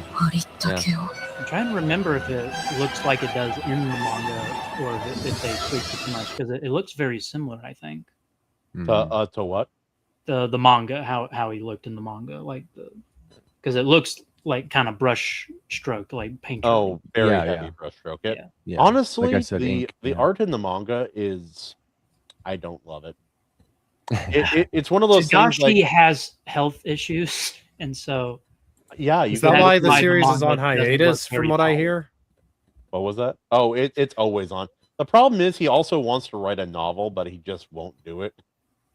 So like they become, so it gets really wordy. Has Hunter x Hunter actually concluded? Kind of. There's an end. There's a point you need to elaborate. Where there's a point where he says you can end it. There was never a plan in mind. Okay, so it can theoretically end any time. Theoretically, when he dies. We need to watch James and the Giant Peach one week. Yeah, I've never seen it. Do you guys want to do it next week? James and Yes. the Giant Peach. Let's do it. We're gonna do James and the Giant Peach next week. Billy Judd. thank you. Hallelujah. It'll be good. All right, almost done. Skellington. やはり僕は正しかった。やはりこいつの牙を王にも届き得た。 Oh, yeah, you can't read it. His power is now equal to that of the king, the most powerful creature on the earth. Wait, the king? Oh yeah.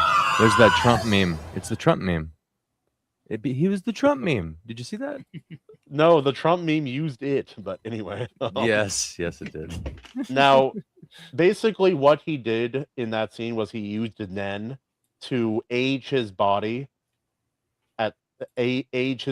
forward to a point where he would be powerful enough to defeat Pito. Wait, so if like in a age his body like so powerful enough, like in a Goku way, I'm just gonna he wanted enough power to defeat Pito, but the exchange, because Nen always has like an exchange, right? Mm-hmm. It destroyed his body. He basically was going to lose all his Nen forever.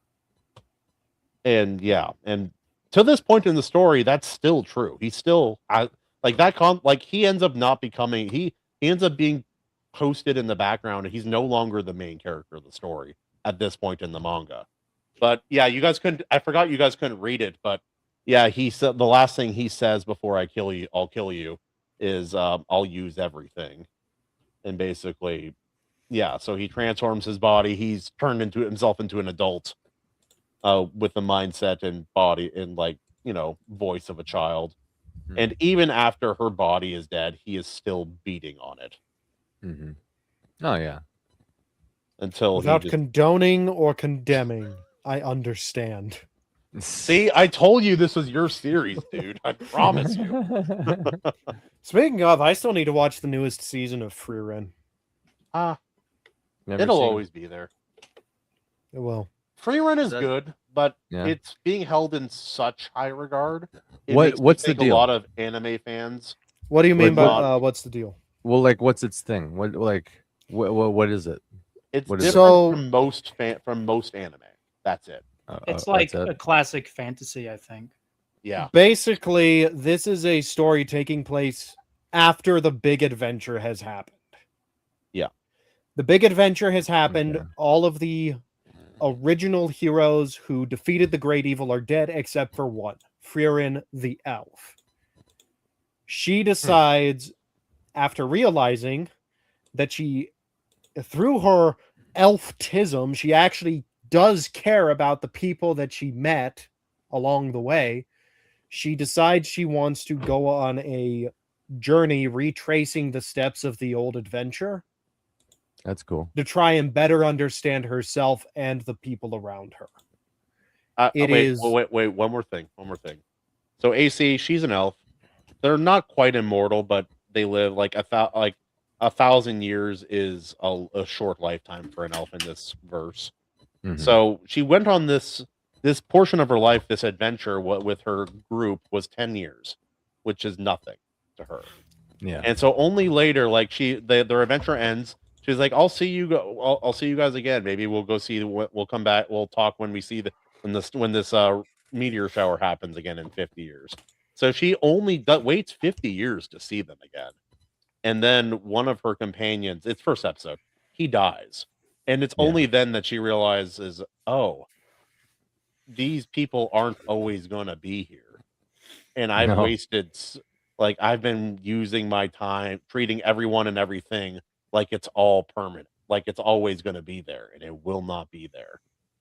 So she starts trying to actually care about her companions and her choices, and Mhm. thinking of things in less long-term ideas because of that. But I yeah. appreciate this already, and I haven't even watched it. I AC, you appreciate would that you? theme. I'm saying now you would like Free Ren. I'm sure I would. Yeah, I'm sure I would. But That sounds way too too close bad to he home. has regular intercourse, unlike most people who watch it. It's Do I? real unfortunate. Do I? That was uncalled Yeah, for. Kahuna. AC, yes, you do. Just letting you know. Anyway, Okay. Yeah. I guess you're right. Also, Frieren, what she does in the mage exams. You know what I'm talking about. You know what I'm talking about. Am I able to? Where do I watch this? Crunchyroll, is it on Netflix? I think it I think is. so. I watched it on Netflix? Crunchyroll. At some point, I would like to get the series on Blu-ray. Yeah. it's I that good, do huh? have part I of it on enjoyed it. Blu-ray, I think. Bill, Also, I I'm going might- to look up an image from the show that's really funny. But I'm Bill. I might need to borrow some of your digital library if you'll ever let me take a peek at it, because I actually have Okay. a digital library already of movies and I'm- stuff. I could share some of mine. I'm working on digitizing things as best I can. Right now, the classic Doctor Who is taking the priority because classic Who was she never also always falls for mimics. Always. well, because it could be a real chest. It could have a rare grimoire in it. Also, the It's kind of worth spell the she's been around risk. so long, the kind of spells she's looking for is like, oh, my clothes are always clean. Great, that's a spell. Yeah. And that's the kind of spell that she's looking for. Yeah. It's so good. But anyways, yeah, the Doctor Classic Who is taking the priority because that was never as popular in the States as New Who. Mhm. And so I'm working on digitizing that, but that's going to take up what's left of my storage drive, at least most of it. Oh, that's fine. I want to get a server and set up a home server, but that's Nah. probably going to be a project for next year. And once I get that server set up, I'll move everything from my computer over to that server. And I'm thinking I might set up a Plex server for family and close friends. So It's a Okay, cool cool. idea. yeah. Well, I basically I want to get like terabytes or something, like just and basically yeah. do the same thing as a bookshelf and books, but instead of books, it's digital libraries. So it's like, I don't know, get one honking hard drive, and this is all TV shows, and then another honking hard drive, this is all movies. You know what I mean? And then if you get so much of it, you could be like, okay, well, here's all the animated TV shows, and here's all the animated movies, and here's live action only, and live action. You know, you could get crazy with it, and you could get like a whole bookshelf. But I'd just be happy with like one or two. I already have a hard drive, is my whole point, and I could like show you some of the stuff I have too, and like send it your All right, way. this is kind of a deep cut, but this is crazy for those who don't. That is a very deep cut. That is a very deep cut. That is wow. boned, but it's really funny. that is something else, man. That is Oh. something else. That's really bad. Shark. Well, because he did turn her into a Big mimic. Brother Ed. He did kind of turn her into a mimic in the show. No, Didn't he? he's still voted It's as a the little bit of worst an dad in anime to this day. In anime history, huh? Dang. So far, yeah. Oh, But why? Goku I- is right there. the science. The science. Goku didn't Science! turn Gohan into a monkey. He just happened to be born that way. Yeah. Hey, the term Goku's is an Tylenol easy American. target. Goku's an easy target. He's not that bad of a dad when you actually sit down and watch the show. You're No. you're using the paint roller brush. A little bit. Oh, it's amazing. AO knows where to just. It's almost like the tools are Called sitting next to the him. charcoal rock Oh, okay. soft one. Yeah. Wait, so I have to ask, Kahuna, you've heard of Garden of Sinners, but you've never sat down and watched it? What is wrong with you, good sir? I don't watch that much stuff anymore, dude. I got a lot going on. I mean, to I be fair, barely you have can't time to watch read it. books. First Gundam anime I ever saw. So Oh, Gundam Wing. Yeah, no, I watched the 8th MS Team. It was really Oh, okay. Animation overload tells me Really mechs have not historically been his thing, but you know, good. one I've watch never from disliked this. them. I've just never been crazy about them. Right, Now I kind of right. am. Yeah. Wait, Me and Ayo, him have have been you- talking about stuff. It's Have you cool. seen Gurren Lagann, I've seen a little bit of it. I want to get back to it. brother? I know what happened. It is the most Kahuna show of all time. AC, it's in world, like the universe isn't like ours in that world. It's Mhm. willpower and fighting spirit can create Yeah. things. It can create matter. It can create energy. And like so when they scream while they're fighting, it's actually helping It's- them. It's creating things, yeah. Yeah, it's like, Dude. oh, I have a drill on my mech's hand. What if it was 800 times bigger, like the size of a continent? Believe in the me that believes in you. Yeah. Dude, Gurren Lagann is my dude. It tonally changed. It's like that AC, but then it's also deals with like, oh, there's a population of these people living in a cave, and the religious leader has been lying to them, and because their food supply cannot sustain a population of above a certain amount, and so he's created a system based on a fake religion to select who gets kicked out of the cave when they have too many people. And it's very serious, and that's in the same show as I was just talking about. They literally wow. throw galaxies at each other. That's the end crazy. fight. One of the attacks is Big Bang, as in like the Big Bang. Like Like Vegeta. Big Bang Attack, yeah. Yeah, like I hitting you so hard, galaxies are appearing, That's and crazy. it's the best zero to hero story I've ever seen. Period. Wow, that's amazing. Dang, dude, I just remembered working on some sci-fi stuff. Kahuna, did you have? Oh man, because me and animation have been talking about this idea all day, and I just realized my brain is kind of melting because I realized I can use a whole bunch of stuff I already have planned for a sci-fi world in that. If he's all gung ho about mechs, and I even have an Arcade Chronicle lined up. I wanted to write mechs into an RK Chronicle. I wanted to find a point on my RK I have timeline some where cool mechs ideas. I have some cool ideas for that. AC. Hello. Hey guys. She's so, telling a story. What? So Orcus alert barked, and then what? Yeah, he was like, "Bleh," like, and I knew what it was. You know, he's like, I need fucking something over here. So I walk into Booba's room, and it was just he wanted to show me that he destroyed Booba's bird and ripped its fucking head off. Birdie. He wanted me to try to take it away from him, and he didn't want to give it to me. Oh. So then when I called you twice, and then he finally dropped it. Dropped it finally? Yeah. That's right. That'll take it away. Yeah. I'm the one, like, he'll, like, fight you. Yeah, and he'll fight me. Drop it for me if I really Well, because he knows if I show up, it's going to be a fight then. I guess I'm fighting now. If I fucking straddle him and, like, give it to him, he'll, like, finally. If it's missing one of the eyes was good. laying there in the puddle of fluff. Oh, man. And Poor I was bird. like, Booba, come here and help me get your bird. And he kind of looked at it like he didn't know whether he should laugh or cry. And I was like, I remember where I got it, Booba. I'll get you another one. Yeah. Poor birdie. Poor birdie. We'll get him a new one though. Fucking dog, man. So with that just derailed me for a second. He's always chewing up on these stuffed animals, dude. It's so fucking annoying. Oh my god. Oh yeah, dogs be like that sometimes. Yeah. I have to head out. Yeah, I got to too. Oh, brother. Order of the Phoenix. I'm kind of I'm mesmerized by AO's. Dude, look at it. I know. It's getting better and better. I know. But yeah, we can send it out. For those watching, if you've been waiting to see the end of this, it'll be the thumbnail for sure. I'll toss an Iron Seas on it when it's done. But I took. I'll hang out with animation and we'll chill until it's done because I wanted to talk about some sci-fi shit.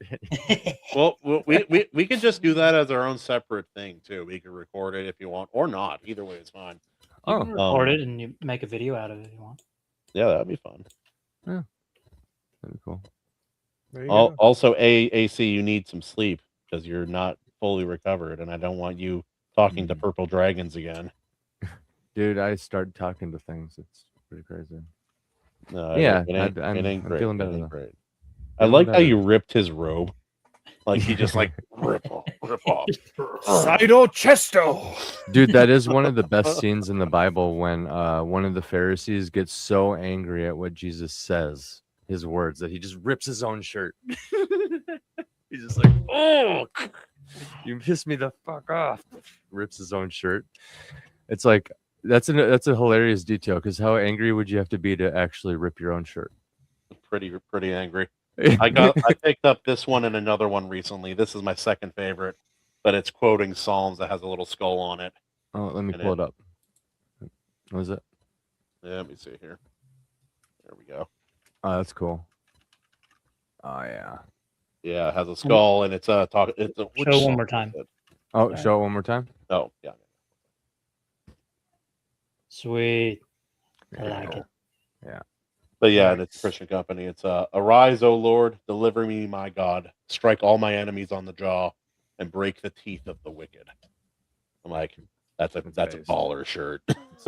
Okay, you need to send me the link to where you got that, and with that, kick thine ass with this. Have a good one. The other one shows Samson ripping a lion's jaw open on the back, and it's from Judges, and it's so fucking and it's talking about it's talking Very like nice. I'm trying to remember which one it was. It was like, and the spirit of the Lord came upon him, and he ripped the lion apart with his bare hands, as he would a goat. A goat? As he would a goat. I'm like, that's one of the coolest things I've ever read. Yeah. Anywhere. Let me just rip this goat in half like a phone book, right? Absolutely. Oh my god, dude. Samson just ripped another goat in half. Did you see that? Yeah, he does that. But does he have to do it at every party? Every Always. Sabbath. He does it My every my Sabbath. brother would always find Hey, reasons. to Samson, take you his mind shirt off. ripping this for me? Yeah, sure. Yeah. Like a dark pickle, you know, just He's like, oh, looks like the other headmasters are coming here. Yeah. Here comes the other ones. It's like, oh, look, the Russians. No. Yeah. Oh, Wait, why Lord. didn't Samson show up to this Sabbath? Oh, he's got some new girlfriend. I don't know, something going on with some new girlfriend. Dumbledore's over here. He's I think like, he was getting a haircut or something. Yeah, haircut. yeah, and then oh yeah, he's talking. He's like, Hagrid's not the only one who carried those trees into Hogwarts. He's just like, got him over his shoulder. He's like getting his reps in, but he also has like the prison body, so he's like skinny little legs. It's all upper body that he's doing. Yeah. Oh, that's great. Oh, This what a may horrible to night to become have a eyes. Oh yeah, because I'm shirtless, or because I'm shirtless, or because of Dumbledore. You sack. I know you're wearing your dirty little nurse outfit there, John. I know what you're doing. I know what you're about, Mister. Trying to help people pass things and taking care of naked people. I know what you're doing. Your eyes are fine. Oh, John, you missed it. We're gonna log off here, but I got this cool shirt, little Christian message here, little psalm. Yeah, break the teeth of the wicked. It's great. Yeah, gotta love it. Gotta love breaking the teeth of the wicked. All right, I think it's time. All right, bring it. Send it to the AC. All right, sounds good, brother. It looks so good, dude. Thank you. All right, Ayo, anything you want to plug? Check out these guys' channels. They make great stuff. Go check out AC's music. It's great. Absolutely. I have nothing of mine yet because I'm still freaking working on it. Dag nabbit. You'll get there, but hopefully within the next week or two. Yeah, absolutely. AC, anything you want to plug? Well, I'm just happy to be not sick anymore. I put another little push on the album since my health has returned, and got a new version of the namesake of the album coming up. Had some creative ideas while I was down under, so to speak, and I'm thinking maybe kind of bridging these two worlds between music and writing and storytelling a little bit more, and seeing if I could do some sort of cool narration type thing using the lyrics of the entire album. I don't know. Could be cool. I had this weird idea. Yeah, it was a pretty weird idea. And I also had this other weird idea that could make you a millionaire if you want to help invest in it, but it involves AI and it involves live music. Two separate things. So I guess two ideas. Like two opposite things, kind of. Yeah, I'm going to tell you right after the show, Kahuna, but I can't just broadcast it on the internet, but I'm going to tell you right after the show. But yeah, like it's pretty interesting, though. I think, and I want it for myself, really. It's like a jamming tool. Like I want to just jam, like with myself. Just jam. But anyway, yep, just happy to be back. That's it. What about you, Kahuna? I have a few videos coming up. I may be starting a couple new channels as well because I have a lot of different things I like to talk about. And the algorithm has really put mine into a particular box. So there's that. I also want to shout out John's brand new book, Lionheart, Icon of Justice. Buy it on Amazon. It's a great book. I've read a lot of it already, and I'm really, really enjoying it. It's a really, really cool story. It's really neat combination of different things. I've seen one other person attempt it, but they didn't do a good job. John absolutely does a good job here. And if you're concerned about the length, a lot of people are concerned about John's length, frankly. It's much shorter than his first book. So absolutely go check it out. That's Lionheart, Icon of Justice. Tremendous book. I highly recommend it. He's like me if I was black and magical. Anyway. Absolutely. Now, ladies and gentlemen, thank you for joining us on the Iron Seas. I will see you next Tuesday at 6:30 PST, the Lord's time. We may be talking about James and the Giant Peach, or maybe we'll talk about something even better. Who knows? I'll see you then. Thank you for joining. Woo!